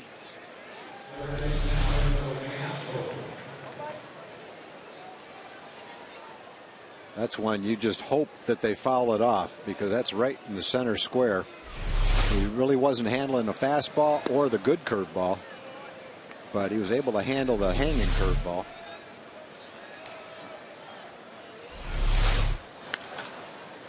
Now Roberto Callaspo going the other way, and this lined out to David Murphy, who makes the grab. That's out number 1. So a Pujols double, a Morales home run, the 3rd home run given up tonight by Roy Oswalt, and the Angels have put a 5 spot on the board. 5-3 Los Angeles. One away, Howie Kendrick coming up. He's 1 out of 2.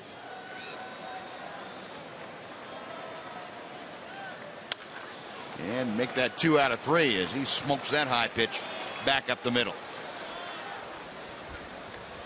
So Kendrick, a pair of singles to center field. He's aboard with 1 out. And Mycera Sturis is coming up. And Mike Maddox will slow things down a little bit and go out and talk to Roy Oswalt as the bullpen starts to stir out in right center field for the Rangers. Oswalt now has allowed 9 hits. 3 of them coming in this inning, and Robbie Ross, the left-hander, will start to loosen.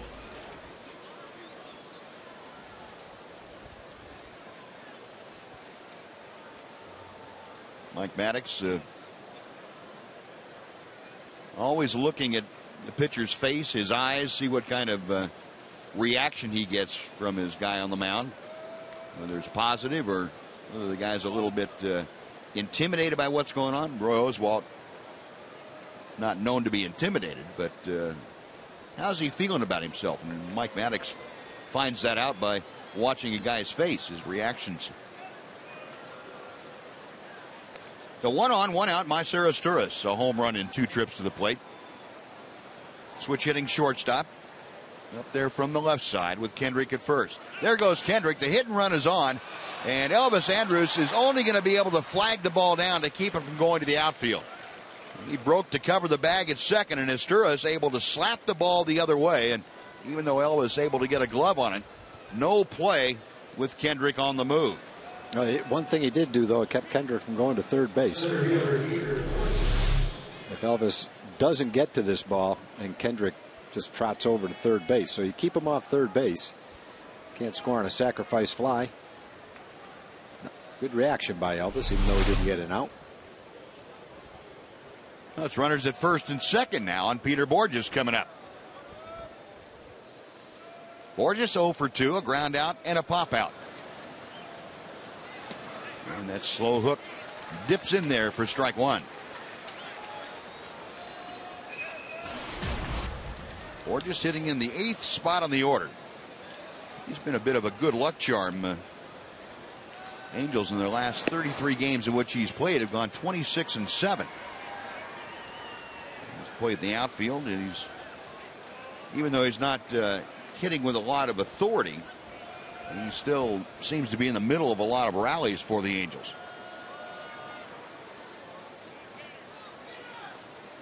The 1-1 pitch from Oswalt.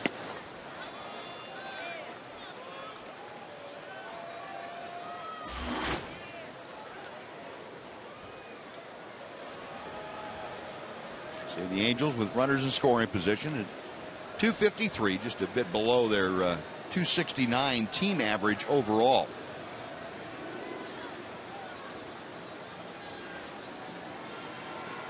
Oswalt okays the sign at checking the runners. And the pitch low and outside. It's 3 balls and a strike. Oswalt, who had pretty much solid command of the strike zone, having a little struggle here in the 6th inning. Could be a little fatigue setting in. 3-1 pitch. And that's a strike on the inside corner. So with 1 out, we'll see if Mike Scioscia turns Howie Kendrick and Mycera Sturis loose. Kendrick at second, Sturis at first. Borges at the plate. If he gets aboard, Bobby Wilson, the number 9 man in the order, will hit next. Runners stand put, and the pitch is looped to right field. On comes Cruz. He has to play it on a bounce, and Kendrick is going to be held at third. The bases will be full with 1 out for Bobby Wilson. And that's going to signal the end of the night for Roy Oswalt as Ron Washington out of the Ranger dugout on his way to the mound. Well, the Angels have chased Oswalt here in the 6th inning. It all started with a Pujols double and then a Kendry Morales home run.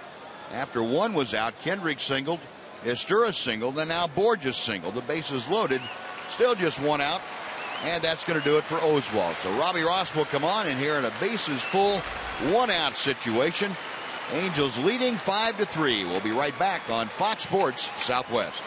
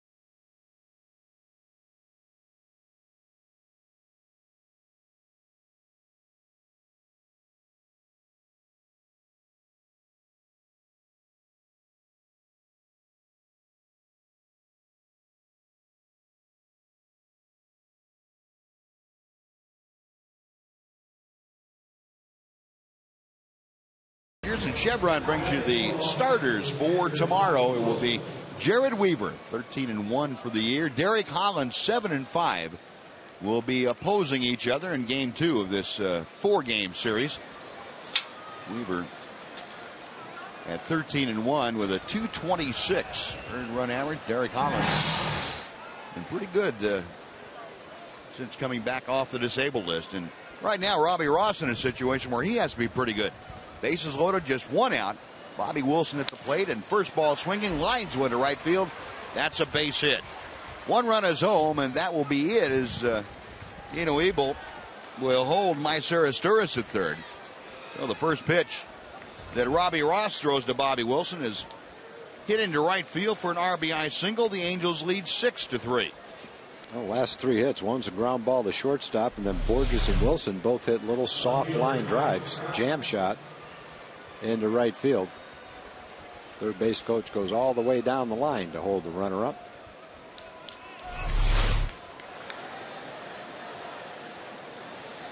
So still just 1 out, and the top of the Angel order now. The 7th man to hit, make that the 8th man to hit in this inning, is Mike Trout. First ball swinging, he shoots one to center field. That's a base hit. Estura scores. Around third, coming to the plate is Borges. He slides in safely, and down to second goes Trout. Wilson to third, and the Angels lead 8-3. Well, Robbie Ross has thrown 2 pitches, and they've both been hit for singles, run-producing singles. And the Angels have put a 5 spot on the board here in the 6th inning. Well, you got a pitch right in the center of the plate. And you're asking for trouble in that location, especially to a guy swinging the bat like Trout. A couple of soft singles to right, but that was a line shot to center. Throw by Josh goes over the cutoff man's head and allows Trout to go to second. And Torrey Hunter made to move his feet a little bit by Robbie Ross. Rangers have pulled the infield all the way in with 1 out. Hunter 1 for 3 tonight. Had a single in the 3rd inning. Also struck out and grounded out. And that pitch got him on the fist, fouled it back to the screen. It's 1-1. So the book is closed on Roy Oswalt. He was 5 1/3 11 hits, 8 runs, all of them earned, 3 home runs, did not walk a hitter, and struck out 4.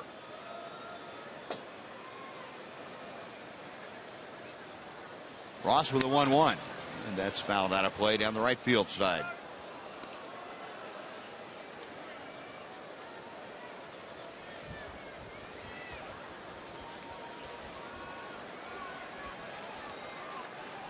A good look at the Ranger infielders, all at the cut of the grass or very close there too. Ross ready. And the pitch is just off the outside corner. And Mike Napoli, the way he shrugged his shoulders and held onto the ball, asking the same thing, I think. Borderline, but certainly good enough to be a strike. Ross with the 2-2 pitch. Got him swinging. And went up the ladder a bit. Torrey Hunter couldn't quite reach it. That's out number 2, and the 10th man to come to the plate in the inning will step in the person of Albert Pujols. Got Torrey to swing at a pitch that was actually worse than the one before it.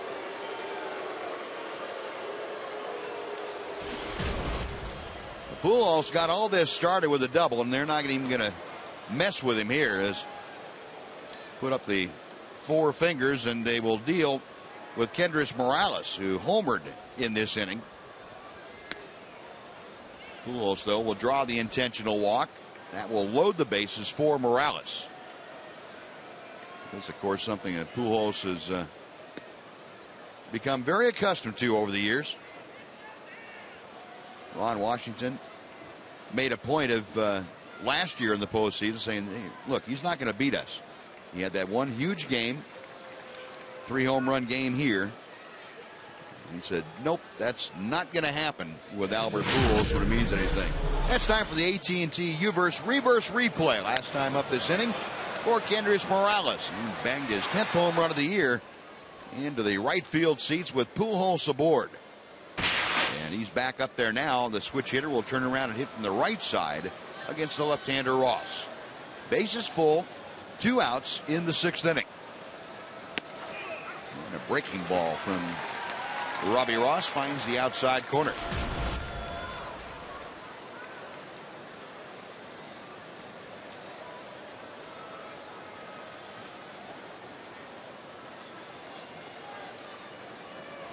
Ross back to the plate. Check swing by Morales. The appeal down to first base. Jim Reynolds, yep. He held up. And it's 1-1.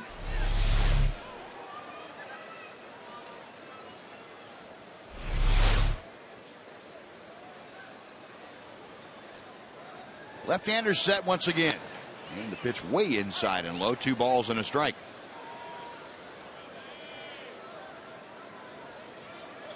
We mentioned that Morales had been in that pretty good slump, 0 for 13 before that home run. Just hope that didn't wake him up for the rest of tonight and the rest of the series.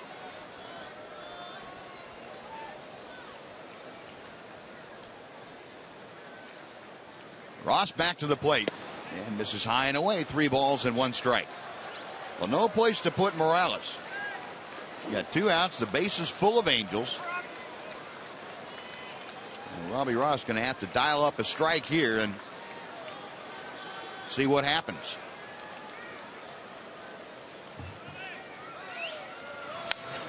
And it's fouled out of play.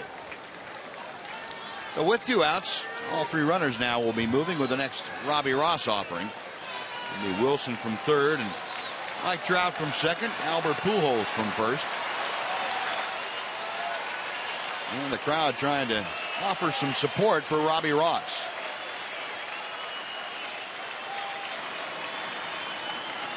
The payoff pitch with the runners on the move, and that's fouled away to the right.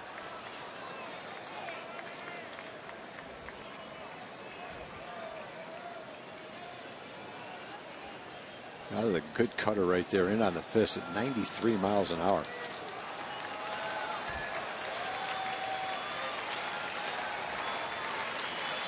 Ross peering in for the signs. He's ready now to work to Kendrys Morales. Again, the 3-2. Swung on, hit high in the air to deep right center field. Cruz is going back. He's at the wall. He leaps against it, and it must be gone because he's not showing anything to the umpire. A grand slam home run for Kendrys Morales. It is 12-3 Los Angeles. Well, that's a pretty good way to come out of a slump. Struck out his first 2 times up. Guy's had 2 home runs and 6 RBIs in the 6th inning.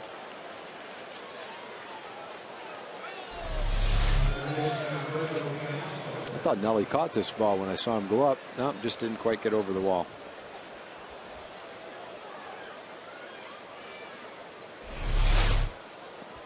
So Morales with a grand slam. He now has 11 home runs for the year. 6 RBI tonight, give him 45. And the Angels open things up now. They lead 12-3.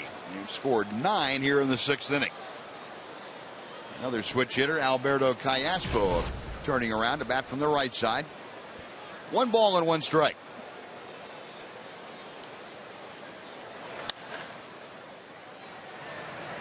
And Elvis on across the diamond. That'll do it. But 9 runs across on 8 hits for the Angels. We'll go to the bottom of the 6th. It's now the Angels 12 and the Rangers 3 on Fox Sports Southwest.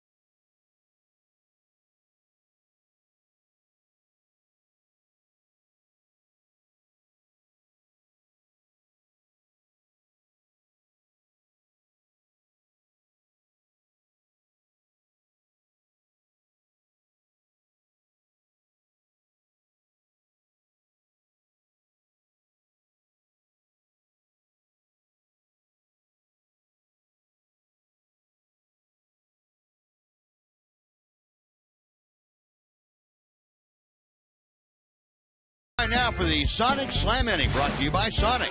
Tonight's jackpot is worth $600 and dinner for 2 at a Sonic Drive-In.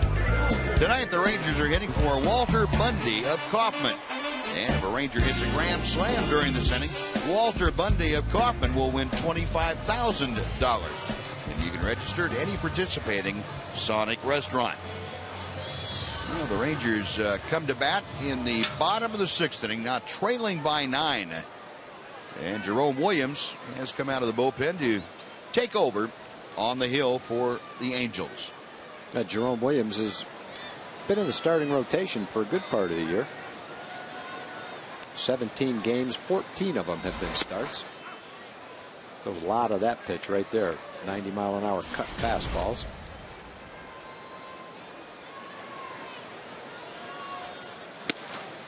Adrian Beltre taking a strike. It's very quickly 0-2. Beltre tonight, a strikeout and a fly ball to deep right field.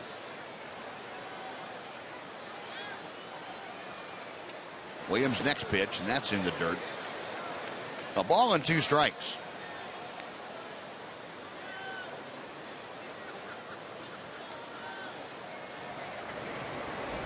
Michael Kirkman, left-hander, up and throwing in the Ranger bullpen.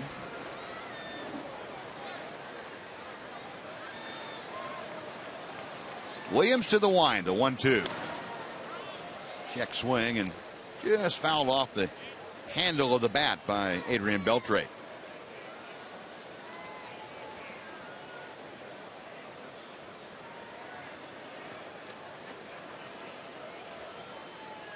Jerome Williams is a well-traveled right-hander. He's 30 years old. Next pitch foul back. He's 6'3", 240 pounds. Very stockily built right-hander. He was signed as a free agent by the Angels back last June.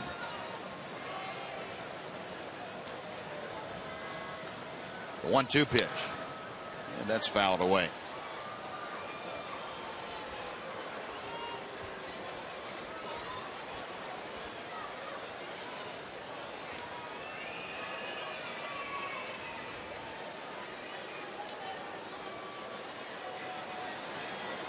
Williams again back to the plate, way inside. 2 balls, 2 strikes to Adrian.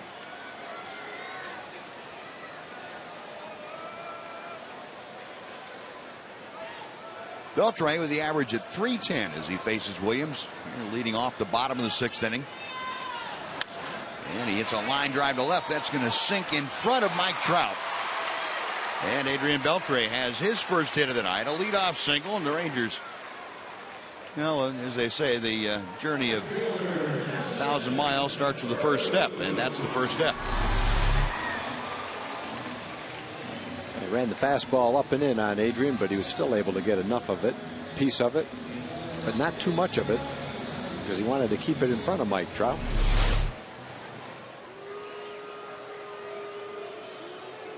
So Beltre aboard, and now Nelly Cruz will step to the plate. 0 for 1 officially, a ground ball. He's also walked and scored tonight.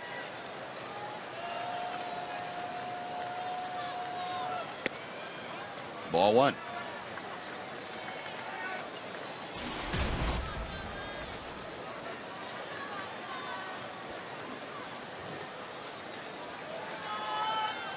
Williams comes set. A check of Beltre at first, who has just a very modest lead, and a strike is thrown to the outside corner to even things at 1-1.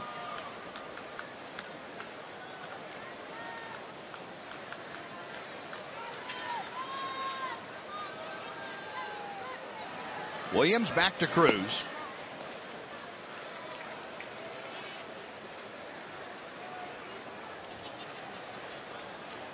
Nelly Cruz trying to help the Rangers mount some kind of charge back here. The Rangers, after giving up a 9 spot to the Angels in the top of the 6th. And Cruz a little tapper out to second.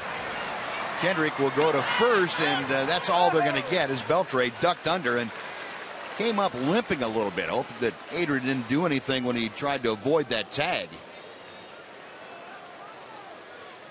You know, once Kendrick fielded that ball, the only way he was going to get a double play was to touch Beltre and throw to first. You might as well just go ahead and touch Beltre and at least get the lead runner. Right. He kind of panicked a little bit, threw it to first. Maybe he was hoping to still have time to get Beltre, but that wasn't going to happen.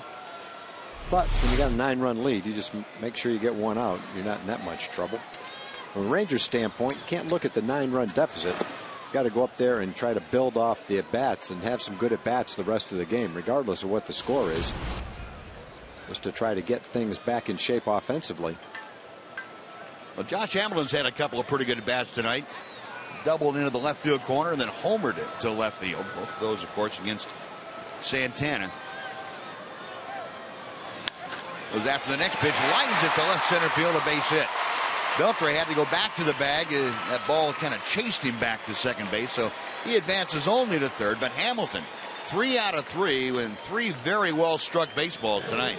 Yep, and all of them hit to left field. That's pretty obvious that Josh is waiting on the ball and trying to hit it to left field. And he's had a lot of success. Line drive double, high fly home run, and as hard a hit as any of the 3 right there. Line shot to shortstop, right by his Turris. Well, that's a good sign. That is. That is. It's been a while since we've seen Josh Hamilton put 3 at-bats together like that in the game. We had seen signs off and on for the last month or so. He'd have one at bat during a ball game where it hit the ball hard the other way, and then it was like it just didn't carry over to the next at bat or the next day. Well, the good thing is he's had some pretty good pitches to hit today. You don't see that 3 straight times get a fastball to hit. But it just goes to show it, if Josh can not expand the strike zone and lay off the pitches out of the strike zone, make the pitcher throw strikes, then there's a good example of what happens when he swings at strikes. 3 well hit balls. The runners at the corners, 1 out, and Michael Young drives one to right center field. Hunter over into the alley, makes the catch. Beltre tags the third. He will just trot down the line to score, and Michael Young with a sacrifice fly makes it a 12-4 Angel lead. Michael Young driving in his second run of the night, his second sacrifice fly of the night. Now has 42 RBI. Hamilton staying at first base on the play. There are now 2 outs, and David Murphy will step in.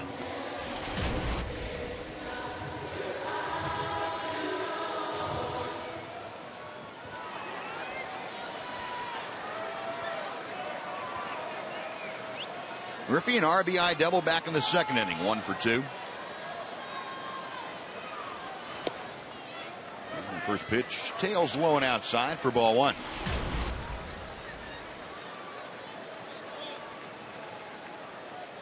Murphy having a great homestand. He is now 8 for 17. Make that 8 for 18 on this homestand. And he takes a knee-high strike. Murphy in his last 8 starts now has hit safely in all 8 of them. And he's had at least 1 double in each of his last 5 starts. The 1-1 pitch. Pulled to right field. That's a base hit. Down in front of Torrey Hunter. Hamilton will stop at second. Well, the Rangers putting together a 3-hit inning, have scored a run. They're threatening more as Mike Napoli comes to the plate.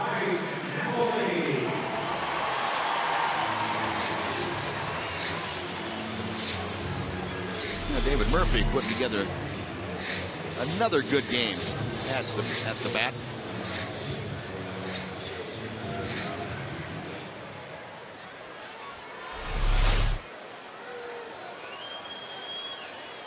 Well, here's Napoli, who twice has flied to reasonably deep parts of the ballpark. Last time he sent Torrey Hunter right back to the wall in right field to make a catch.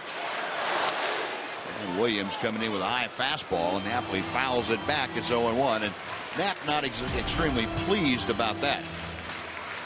That's one of those oh doggone moments.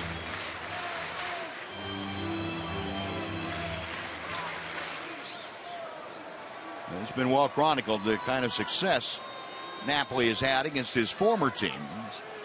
Came into play tonight hitting .448 this year against the Angels. Takes the next pitch outside, and it's a ball and a strike. Over the last 2 years, the extent of his time away from Anaheim, he's hit .386 with 8 home runs against Angel pitching. Williams back to him, and Napoli fouls it out of play to the right.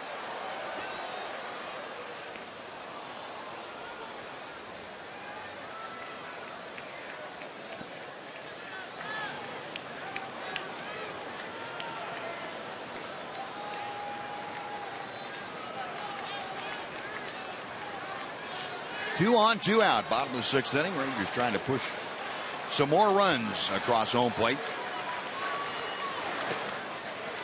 Nice block by Bobby Wilson. And the count is even at 2-2.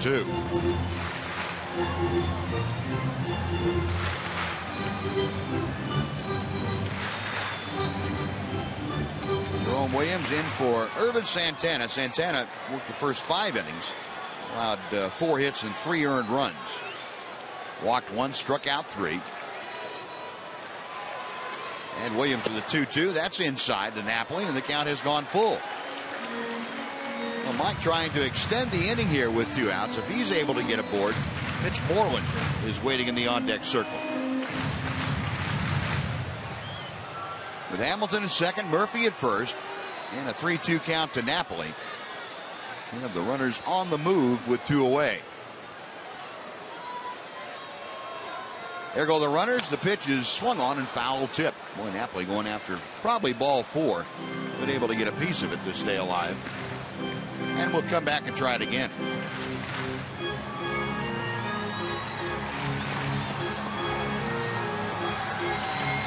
Checking with the umpire to see where that pitch was. I think he already knew the answer. Just wanted to get confirmation.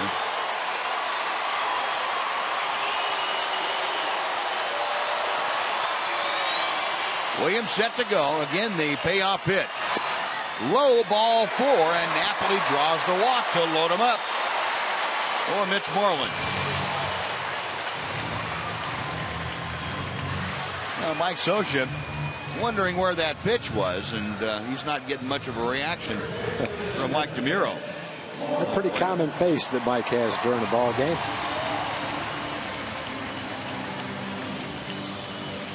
Love to know what he was thinking about the umpire behind home plate. We probably couldn't say it.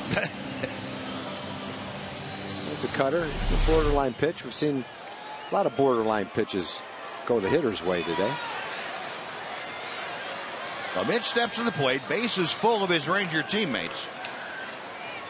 And Moreland 1 for 2 tonight.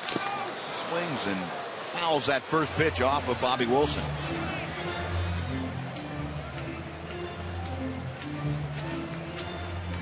Moreland has singled to left field his last time up.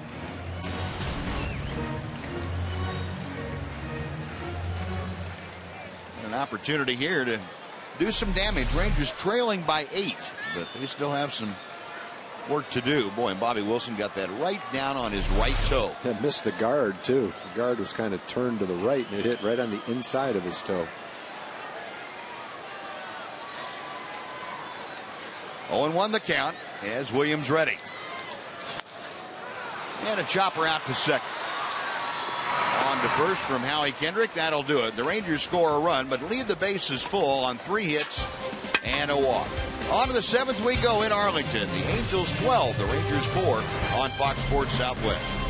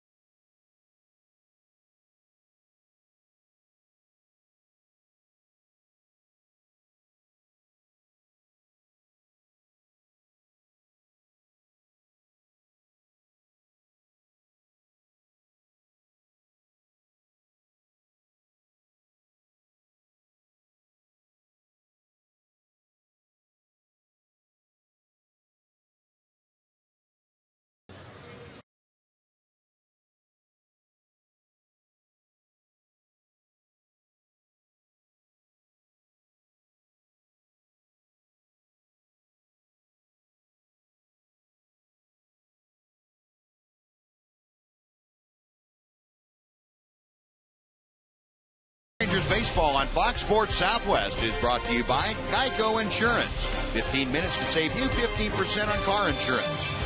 Visit us at geico.com or call 1-800-947-AUTO. And by the all-new Mazda CX-5 with 35 highway MPG. a warm evening in Arlington, and Angels have been warm with the bats. Michael Kirkman now asked to come on and try and calm them down here in the 7th inning. Well, Michael's been calming the bats down pretty well. He's only given up 8 hits in 15 2/3 innings. That's a 143 opponent's batting average. Been throwing the ball really well. About a strikeout per inning. Mid-90s fastball. Good, hard, sharp breaking curveball. Proven to be a good, valuable left-hander out of the bullpen. Was in the rotation in AAA for a lot of the season. Pitching in shorter stints, middle relief right now. And facing Howie Kendrick, who's had base hits his last 2 trips to the plate. The 1-1, well, he got him on the fists, and Mitch Moreland will underhand a Kirkman covering. Well done by the two of them on not an easy in-between hopper out there. That's out number 1. A good 95-mile-an-hour fastball from Michael that got in on the fists of Howie Kendrick.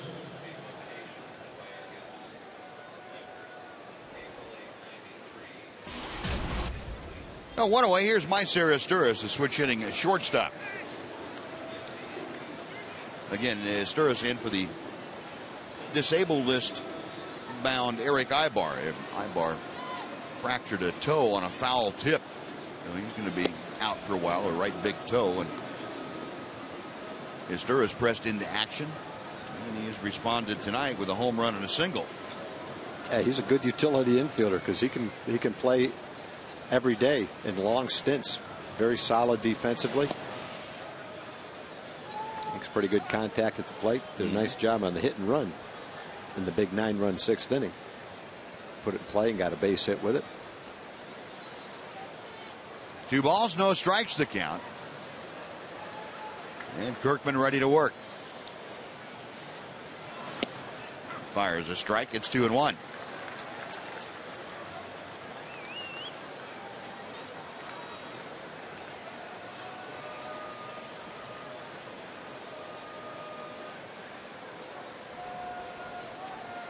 Kirkman has the sign he wants. And back to the plate comes the left-hander. That pitch is a little bit low. 3 balls and 1 strike.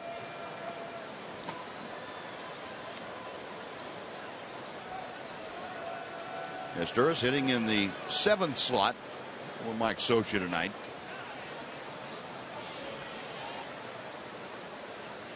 Next pitch to him is lined to left field. That's going to be in for a base hit. David Murphy has to play it on a couple of hops, and Asturis has his 3rd hit.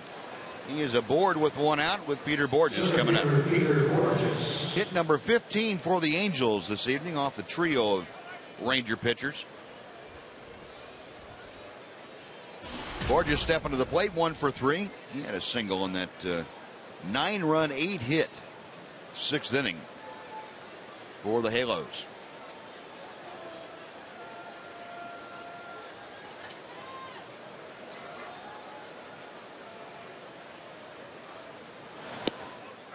A strike at the knees.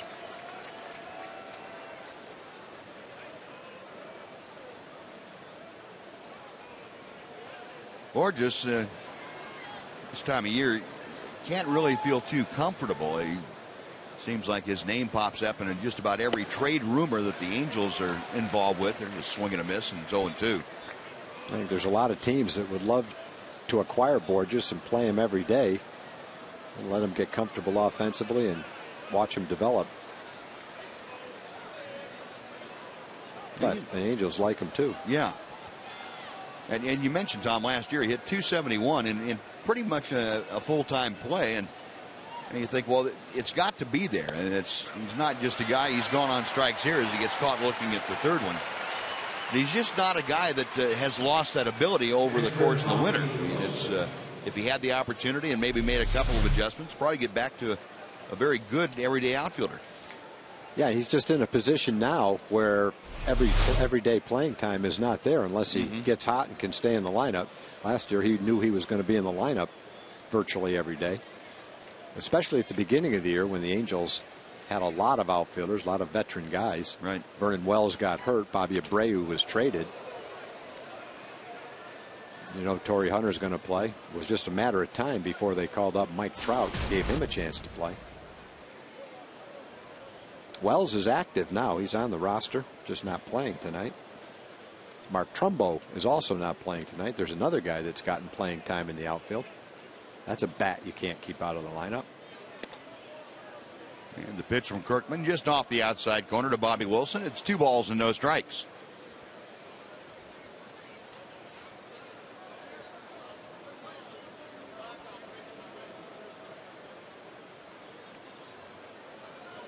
Left-hander sets a check of first.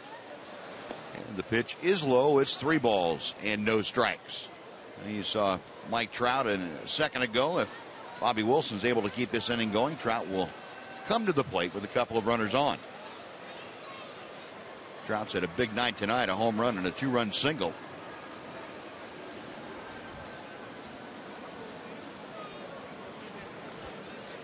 Kirkman with the 3-0 pitch on the way. And it's low, ball 4. There are now 2 more aboard, and Trout coming to the plate. And Mike Maddox will jog out to make a visit to Michael Kirkman. The Angels have scored 12 runs. Morales drove in 6 of them in the 6th inning. Trout's had 2 hits that have driven in a couple of runs, so he's had 4 RBIs. There's 10 of the 12 just between Trout and Morales. Folks, we'd like to invite you to join us at On the Border for dinner every Wednesday night now through August the 8th and enter to win free Rangers tickets. Just visit iloveontheborder.com for more details. The conference concluded. Mike Trout steps in. 2-run home run in the 3rd, a 2-run single in the 6th. He's also scored a couple of runs. And the first pitch to him, a breaking ball, and it gets by Napoli. Down to 3rd. Goes Asturis. To 2nd is Bobby Wilson. On what will probably be a wild pitch. Looked like dirt was kicked up in front of Knapp. Yep. Right at the feet of Mike Trout, and Napoli couldn't quite get over there quickly enough to get his body in front of it. 1 ball and no strikes.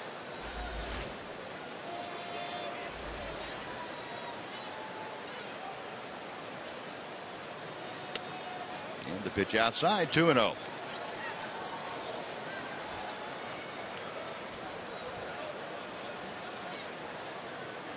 Leads the American League in batting average and stolen bases. Pretty exclusive company the last 63 years. The thing that Trout brings to the table, really that those 2 guys didn't bring to the table, was power. He's going to hit 20 home runs or more this year, and is early in his career, and you see the build that he's got and where he hits some of his home runs, and not a stretch to think it won't be long before he's not hitting first. He's hitting 3rd and hitting 30 home runs. Right. It's just around the corner. But Trout, the intentional walk, that loads him up with 2 outs for Torrey Hunter. Hunter 1 for 4. He has struck out the last 2 times that he's come to home plate, however. And Kirkman deals a strike to the inside part of the plate. And Torrey jumping back out of the way, but that ball came back to catch the inside corner.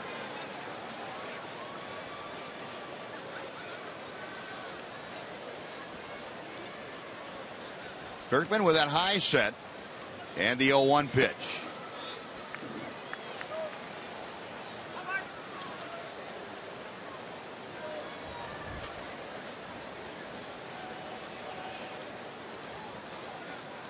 Trout the lead from first.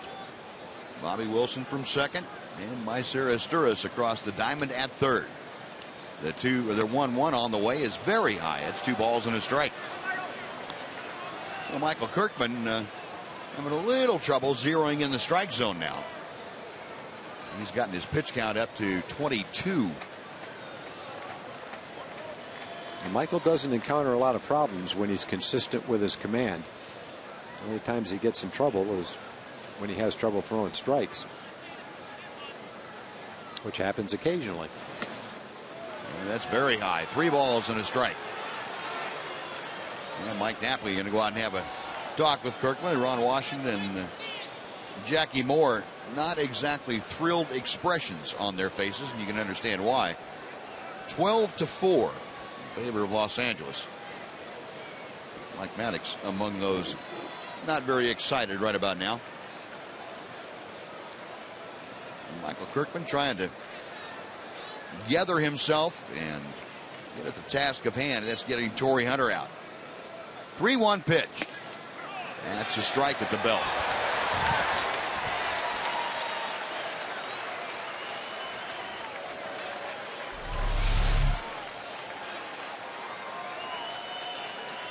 High strike. Not as bad as Mike thought it was.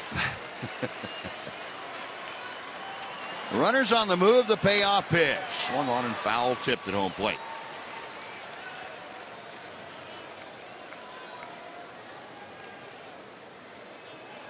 And Torrey Hunter, long-time run producer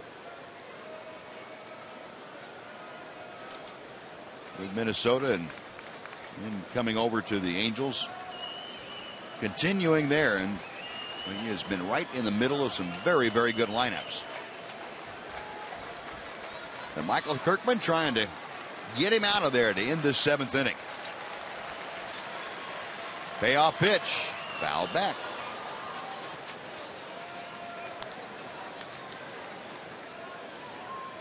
So Asturis, Wilson, and Trout all getting their wind sprints in. Then retreat to their respective bases. Asturis at third and Wilson at second. Mike Trout over at first. And Michael Kirkman back to the plate. Breaking ball inside, ball 4. And that will walk in a run. Asturis comes down the line to score from third. Torrey Hunter gets credit for his 45th RBI. And the Angels extend their lead to 13-4.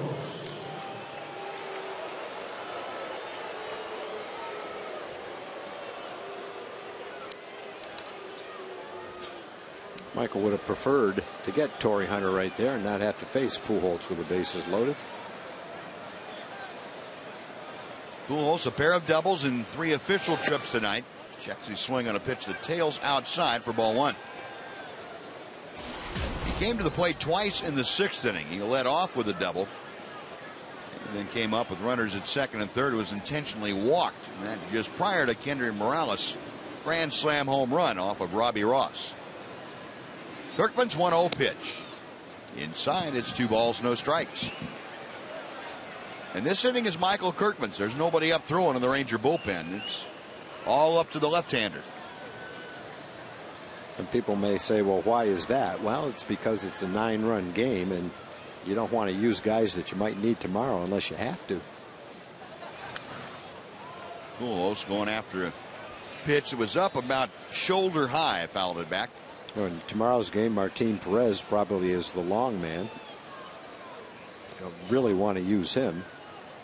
Ogando, Adams, Nathan, 7th, 8th, and 9th inning guys don't really want to use them. And Tanner Shepard is probably going to pitch today anyway, and you'd like to wait as long as you can before he has to pitch. That ball in the dirt. Napoli able to keep it close enough to home plate to prevent Bobby Wilson from trying to score. I think what Wash would like is for Kirkman to pitch maybe the 7th and 8th innings and then use Shepard for the 9th inning. But if you bring Shepard in now, then you're going to have to let him throw 30 pitches and try to pitch a couple of innings. It would be great if Michael could get Pujols right here. He's fallen behind, 3 balls and a strike. Pitch on the way. Up the middle. Kinsler can't get it. It's into center field. 1 run scores. Here comes Trout. The throw goes to third. And Beltre trying to slap the tag on. Didn't get it down. And Torrey Hunter sliding in. And the Angels increase their lead. Now it's 15-4.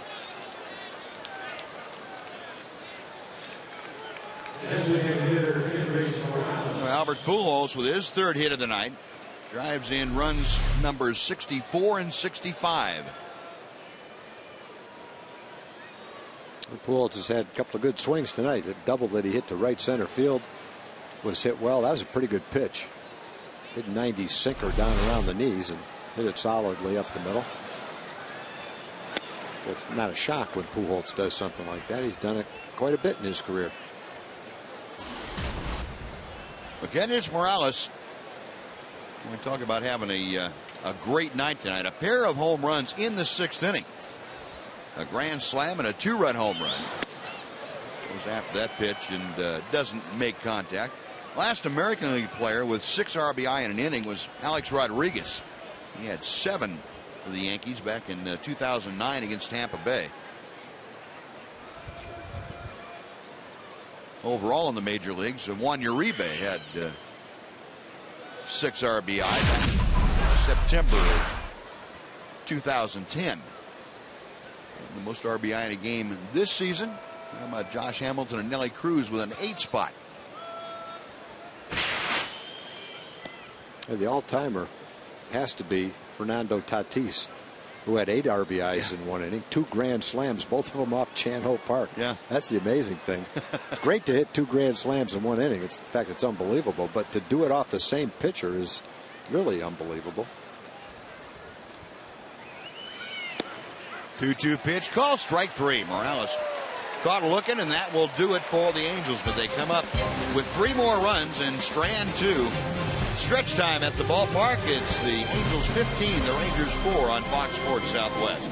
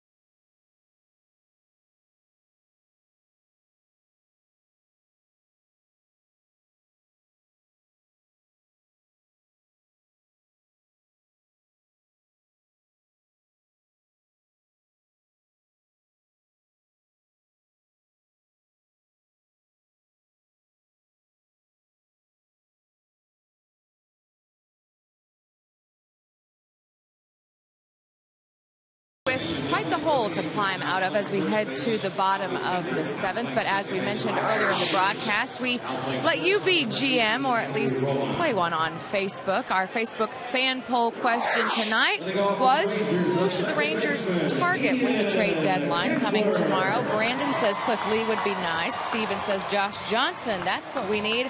And Don says Josh Beckett is surfacing as a possible trade. So it appears starting pitching is the fans' choice for the area most needed to be addressed by this club. Guys, as I said before, I'm sure John Daniels appreciates all the feedback from all the fans. And I understand he's watching tonight, so you never know. He may take up someone on their advice. Yeah, no doubt about it, Emily. I think that John's a very shrewd man, and he's always open to some suggestions. Ian Kinsler lines one to left field. That's going to be right at Mike Trout, however. The Kids hit the ball on the button, but isn't out to start off the Rangers 7th. That'll bring up Elvis Andrus. As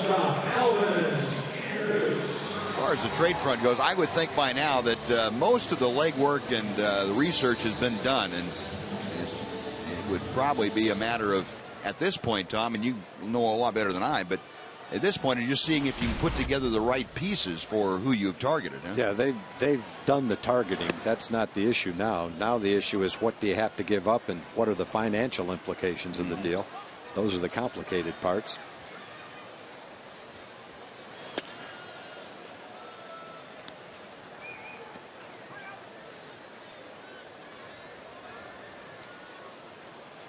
Elvis Andrus at the plate. Jerome Williams back to him, and the pitch is a strike. It's 2-1. You have to think any team that's trying to trade a veteran player is going to want to talk to the Rangers, because anyone with a veteran player to trade is trying to get young players, and no one has better younger players than the Rangers. Well, Andrew Romine, who just came into the ballgame to take over at short, made a great play. Ball found him on the second batter of the inning, and Romine able to fire on to first for out number 2, and Adrian Beltre coming up. And let's take it back to our Fox Sports Southwest studios and a game break with Dana Larson. Dana.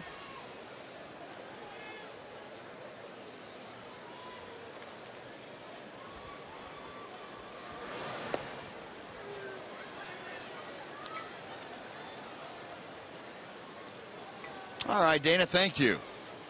The Red Sox, after they left here, kind of caught fire against the Yankees, won the series there, and they're going off at home. Pitch outside to Beltre. Adrian 1 for 3 tonight with a single and a run scored. Fill you in on the defensive changes other than Romine at short. Beltre into center field, a base hit, and Adrian is 2 for 2.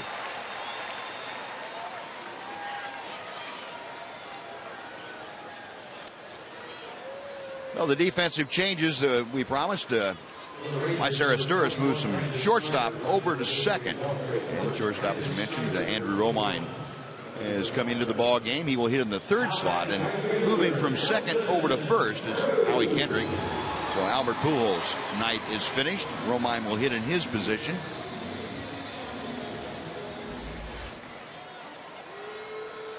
And Brandon Snyder has come on to pinch run for Adrian Beltre, who's out of the ball game after a 2 for 4 evening. Here's Nelly Cruz, and Jerome Williams missing outside for ball 1.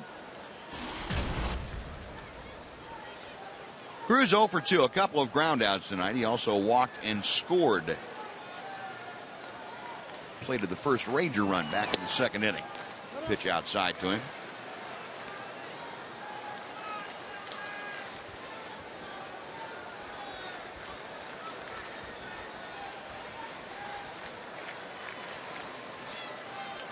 Williams back to the plate, and he misses again. 3 balls and no strikes.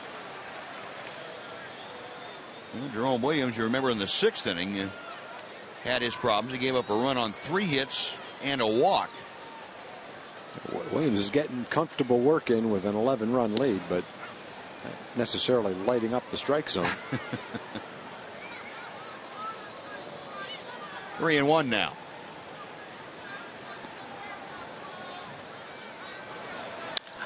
Nelly Cruz, a drive deep center field. We have a Cruz missile launch. Goodbye. That went over the grass, it looked like.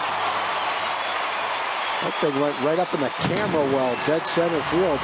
Almost went on the roof of the new structure out in center field. That was a majestic fly ball. The only thing he waited to see was where it was going to come down.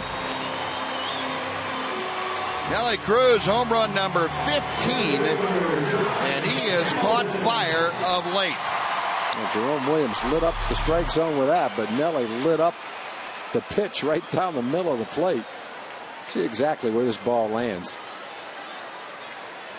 Right between the cameras out there. That's about a 480. Watch out, Steve. Pointing to where it hit. That's where it hit. That's where it hit right there. So you got a point to measure it to. Next time, catch it, Steve, so we can see exactly where it hit. Well, Cruz and Hamilton tonight have gone deep.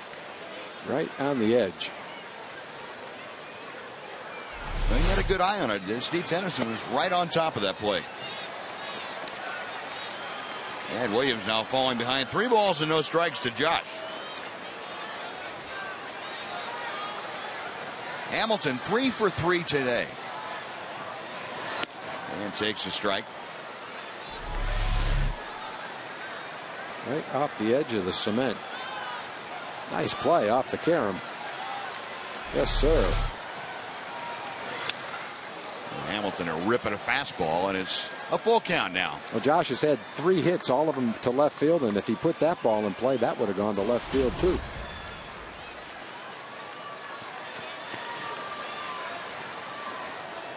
First 3-hit game since against these Angels, and on this spot. Romine on to first. That'll do it. But Nelly Cruz unloads his 15th of the year, a 2-run blast. Rangers put 2 more on the board, and we'll go to the 8th inning. 15-6. Angels over the Rangers on Fox Sports Southwest.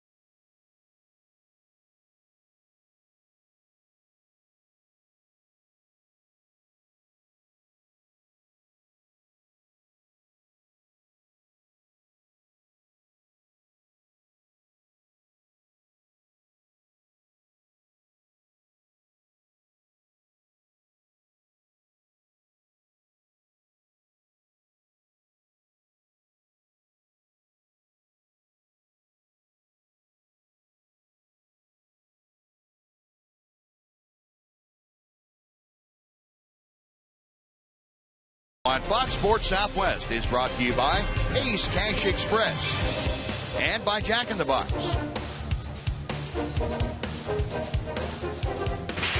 About 3/4 of a moon out there in dead center field, and that's where Nelly Cruz's shot was headed. It came up a little short of that, but not much. 453 feet off the bat of Cruz. Michael Kirkman back to work here in the top of the 8th inning. And the pitch to Alberto Callaspo is inside. With all the new workout in center field, everything has moved in a little bit from what it used to be. Not quite as far to get to the top of the grass, not quite as far to get to the back of the visitors' bullpen now. 1-1 pitch fouled away. Well, you still got to hold the ball just right, though, if you're a pitcher to get one to go that far. That doesn't minimize the hang time that thing had. And you got to get Nelly centering that ball up in the good part of the bat. Then you got a chance to reach up there where Steve Tennyson and all the camera folks are. I wasn't too far from hitting the roof above Steve.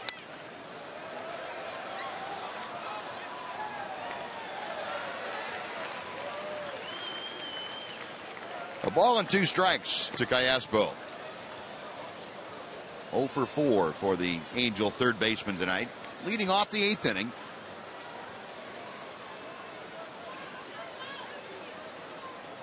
Kirkman back to him, got him swinging. Good tailing fastball, and Michael Kirkman starting off the 8th inning in better fashion than the 7th that he had. Well, here's the Brown Hen Center great hands of the game. And Mike Napoli in the 4th got the pitch out. got the throw to second. Howie Kendrick got the out call. Not the easiest pitch out to handle, but Knapp said, yeah, I got him. Not a problem. A lot better for Michael so far here in the 8th inning. Throwing a lot more strikes. Got a lot of pitches in the 7th inning, but he got through it. And hopefully have a nice quick 8th inning. Howie Kendrick taking the pitch a bit low. It's 1 ball, 1 strike. Kendrick 2 for 4, a pair of singles.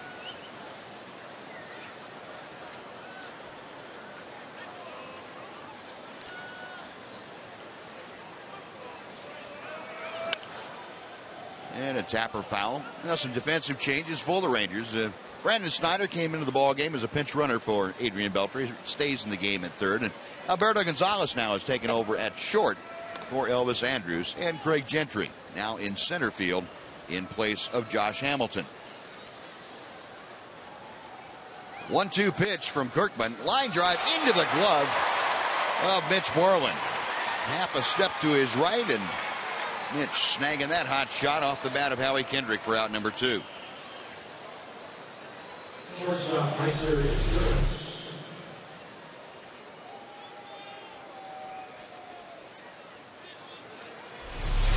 Good to see Mitch back out there, and hasn't lost a thing. Still moving around well. Meiser Astura's first ball swinging, and Ian Kinsler will throw him out by several steps. Side retired in 1-2-3 fashion for Michael Kirkman. We're heading to the bottom of the 8th. It remains the Angels 15, the Rangers 6 on Fox Sports Southwest.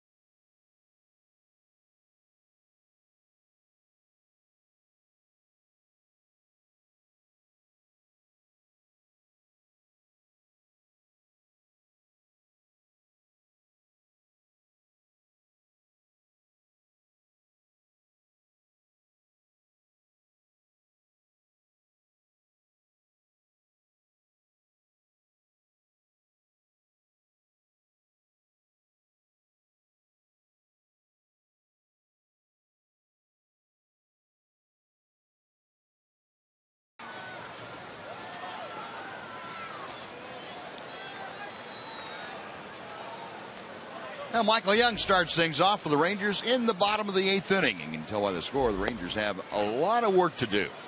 And Michael takes strike 1. Young 0 for 1 officially tonight. He's had 2 sacrifice flies, and he's fouled out to first. Jerome Williams dealing outside and low. It's 1-1 to Young.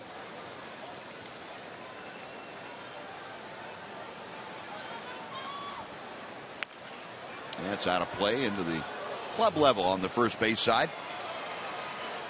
A ball and 2 strikes.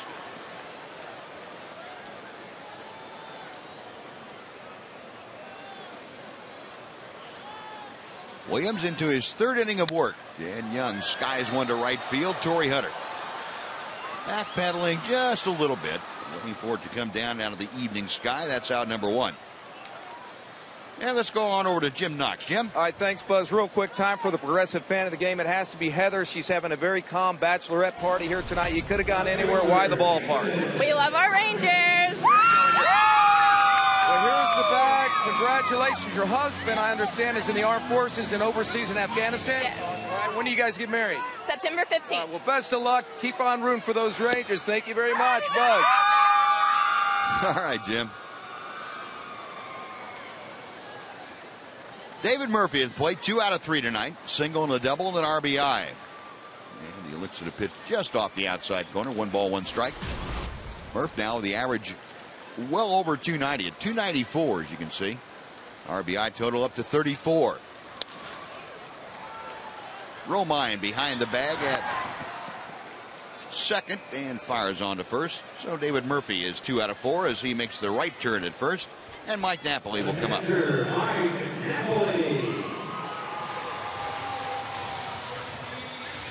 Now Knapp walked his last time up. First 2 times to the plate, he flied out.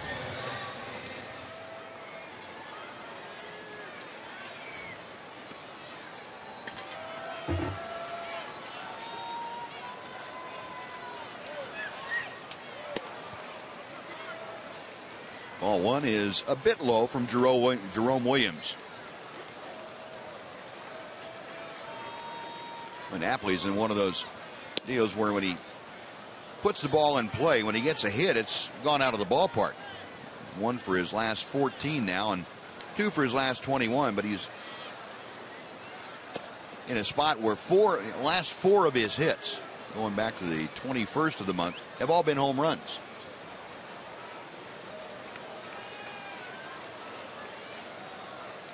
The 2-1, and it goes 3 balls and a strike.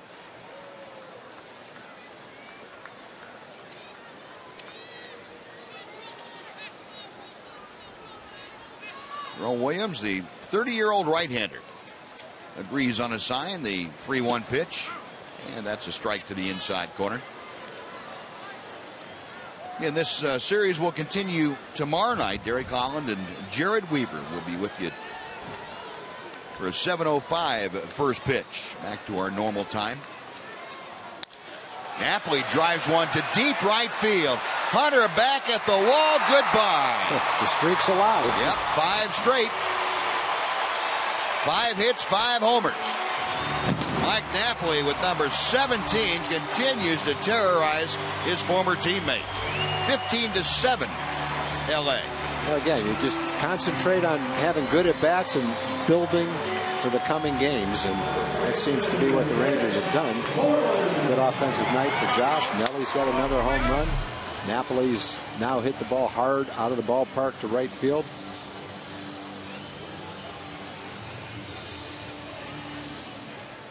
There's been a lot of nights where 7 runs would look pretty good. Yeah, you are right about that. Now here's Mitch Moreland. He takes a strike at the knees. Mitch 1 for 3 in his return to play. Folks out there in the lower home run porch, he made a nice catch on that Napoli home run. And Moreland going the other way, drives one to left. Trout coming on. The ball hangs up for him. And Mike Trout a running catch. So Moreland hit the ball sharply, but he is gone. So are the Rangers. A run on a hit. We go to the ninth. 15-7. Angels over the Rangers.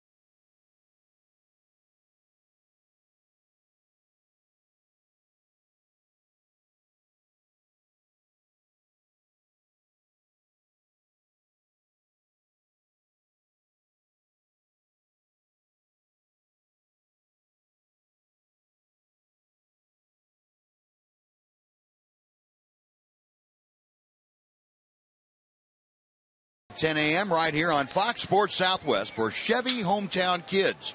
It's not about the score, it's about the experience. Visit www.hometownkids.tv for more information. Peter Borges leading off the top of the ninth inning. Angels leading 15-7. Borges tonight is 1 for 4. Singled and scored in that 9-run Angels 6th inning. Pitch fouled back just to our right. And the count is a ball and a strike. Michael Kirkman back out to the hill to work for him, hopefully, the last 3 innings of this ball game. He had a rocky 7th inning when he first came on. Had a 1-2-3 8th inning. Ground ball out to Gonzalez. Triggers the throw across and gets Borges by maybe half a step. Better not take too much time with him running. Well, that is out number 1. Quick reminder, the all-new $2 Powerball from the Texas Lottery has landed, and the current estimated annuitized jackpot is $158 million. Play today because Powerball has changed for the bigger.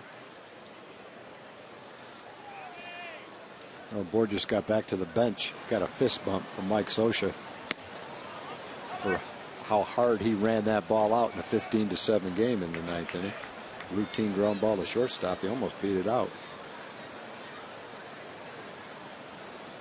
Well, that's one thing that is not short on the Angel Ball Club, and that's guys that really busted down that line. Wilson grounds out to Brandon Snyder, who gets his first action at third base. That's out number 2, and Mike Trout coming up. Yeah, good turnaround for Michael Kirkman. After the base hit that Pujols had to drive in a couple of runs, he's retired 6 straight with a couple of strikeouts. So settled down and consistently throwing strikes now.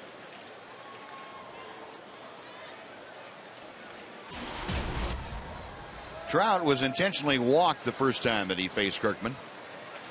Trout came up with runners at 2nd and 3rd and 2 outs in the 7th. Ron Washington, after Kirkman fell behind 2-0, decided to go ahead and put Trout on. And then an unintentional walk to the next hitter, Torrey Hunter. Brought in the first run. Albert Pujols with a base hit brought in the next 2 runs. 1-0 pitch. A ball and a strike to Trout.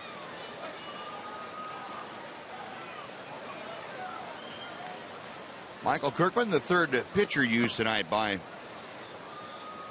Ron Washington. Roy Oswalt went the first 5 1/3. He gave up 8 runs, all of them earned on 11 hits, no walks, and 4 strikeouts. Robbie Ross came on and got the final 2 outs of the 6th inning, but not before giving up 3 hits and 4 earned runs with a walk and a strikeout. And now Kirkman finishing up the last 3 innings of the ball game. 2-1, the count to Mike Trout.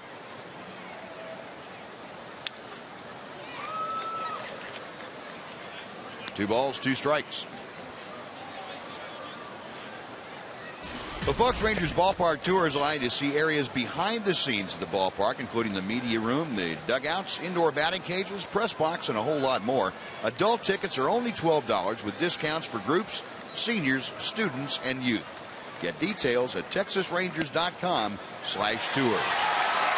And Mike Trout will not get a tour of the bases as he is looking at call strike 3. A 1-2-3 inning for Kirkman. Bottom of the 9th coming up. Rangers need 8 to tie, 9 to walk off. And Ron Washington's club looking for that.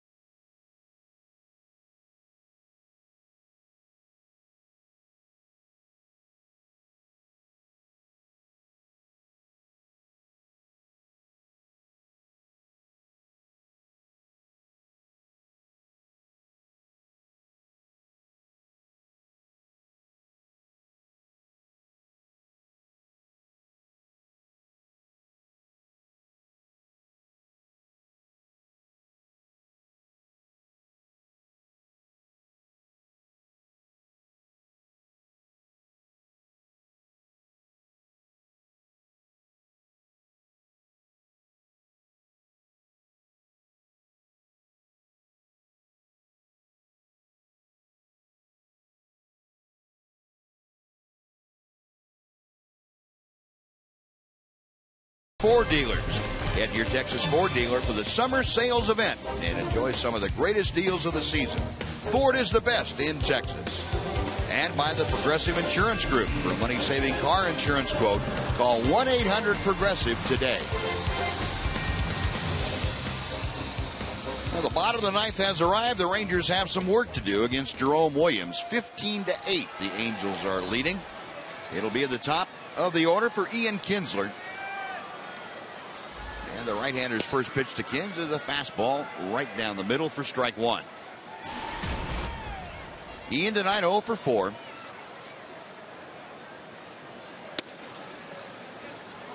One and one.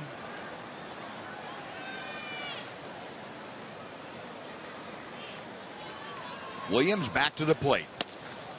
And the pitch just low and outside. 2 balls and 1 strike.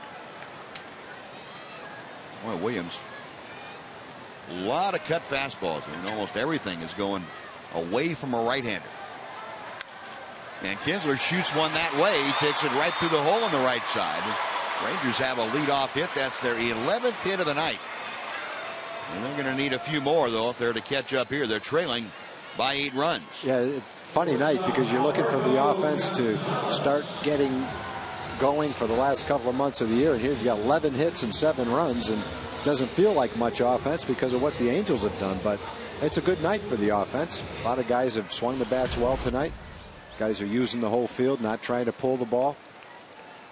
It doesn't look that way with the Angels sitting at 15 runs, but 7 runs is a good night for the offense.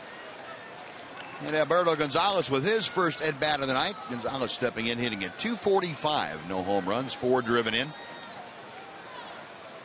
Kinsler not being held aboard at first. And Gonzalez takes a strike to even things at 1 and 1. Yeah, I guess that would have to be the silver lining in this dark cloud for the Rangers, is that the offense has done a lot of things tonight that they have not done in the recent past. The only play they have is to second. They get Kinsler, and Kendrick throws to Romine for the fielder's choice. And safely aboarded first is Alberto Gonzalez. He's here with 1 out. Now, before Brandon Snyder steps in, let's check in with John Radigan up in the Captain Morgan's Club for a preview of Rangers Live. John? Yeah, up here getting ready for the show, guys, and we will be doing much of what you've been doing the past couple of innings, mining for positives. There are some in the game. Mark McLemore will join me. We'll talk about those. Also, Anthony Andro joins to talk about what the Rangers might do as that trade deadline approaches. It is 3 p.m. tomorrow, Central Time. It's all coming up. Rangers Live right after the game, guys. All right, John, thank you. Now there's a great look right there. He's staying till the bitter end. He's got that nice blue tee on the chest. That a boy. Got his hat on backwards. He's still yelling. Yep. He's in his own little cheering world, boy. Snyder takes a pitch a little bit low. It's 2 balls and 1 strike to Brandon. Brandon came on as a pinch runner for Adrian Beltre in the 7th. And this Snyder's first at bat of the night. Saw the numbers: 286, 3 home runs, 9 driven in. Probably only hit the guy in front of him about 10 times with that towel. Jerome Williams, a sidearm toss to Kendrick at first. Snyder is retired. Down to second goes Gonzalez, and the Rangers now down to their final out. And it will be in the person of Nelly Cruz, and he's trying to keep things going here in the 9th inning.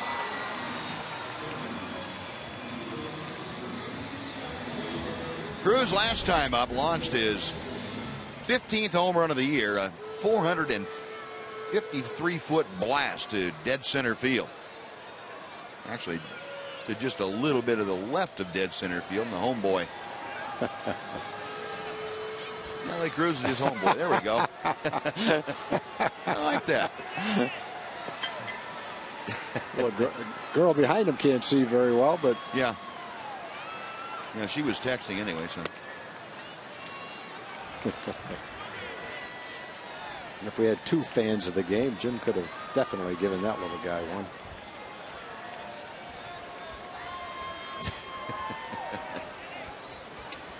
One 1-0 pitch. And it's 1-1.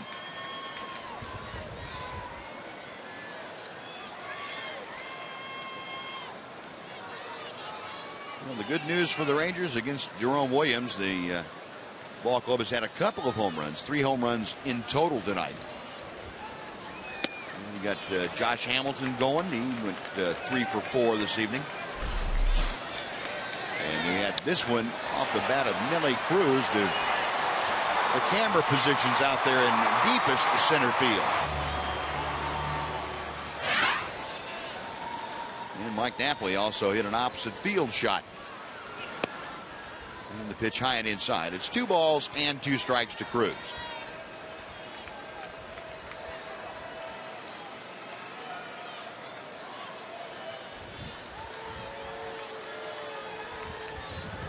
Jerome Williams, a check of Alberto Gonzalez at second base. The 2-2 pitch.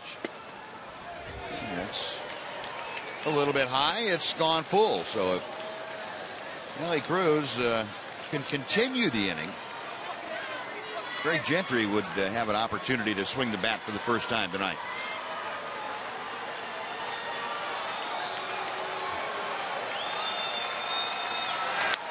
Cruz, a drive to left field. It's hooking and fair into the corner. Gonzalez will score. Cruz cruising into second base with the 2-bagger, and he now has 3 RBI tonight. That makes it a 15-8 Angel lead. A little fan's happy with his homeboy right now. Got a little part in that with all the good karma he was throwing down Nelly's way. Look at him. Yes, sir. Got some results.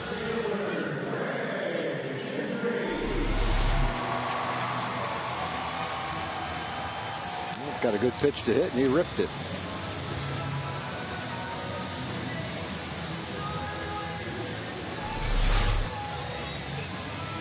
Mike Butcher going to go out and slow things down a little bit, get some action going out in the left center field bullpen for the Angels. Butcher and Bobby Wilson, the catcher, out there to talk to Jerome Williams. Jason Isringhausen up and throwing, and he's got a little bit of urgency into that. 15-8 now. The Rangers have scored at least a run in each of the last 4 innings. And they have scored in 6 innings total tonight. So that's good to see. They've been having problems with putting runs on the board in multiple innings during the ballgame. And Mike Scioscia's had the luxury of leaving Williams out there because of the lead. Rangers have actually knocked him around pretty good. They've scored 5 runs against him. But with the big lead, he's been able to rest the entire bullpen and let Williams throw 4 innings. I guess he would get a save, right? Yeah. Yeah. Boy, that'd be some kind of save. A breaking ball in there for a strike. 4 innings, 8 hits, 5 runs.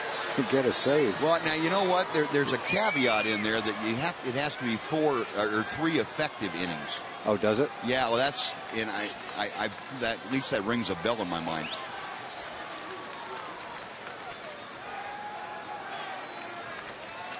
Well, I don't know how an official scorer would look at giving up, 5 runs and 8 hits in 4 innings, and think, is that effective or not? Swing and a miss, and that will do it. Greg Gentry gone on strikes. And the Angels wrap up the victory. The Rangers get a run on 2 hits and strand 1. So the first game of this 4-game set goes to the Angels. The final score, the Angels 15 and the Rangers 8. And John and Mac will be back with more on Fox Sports Southwest.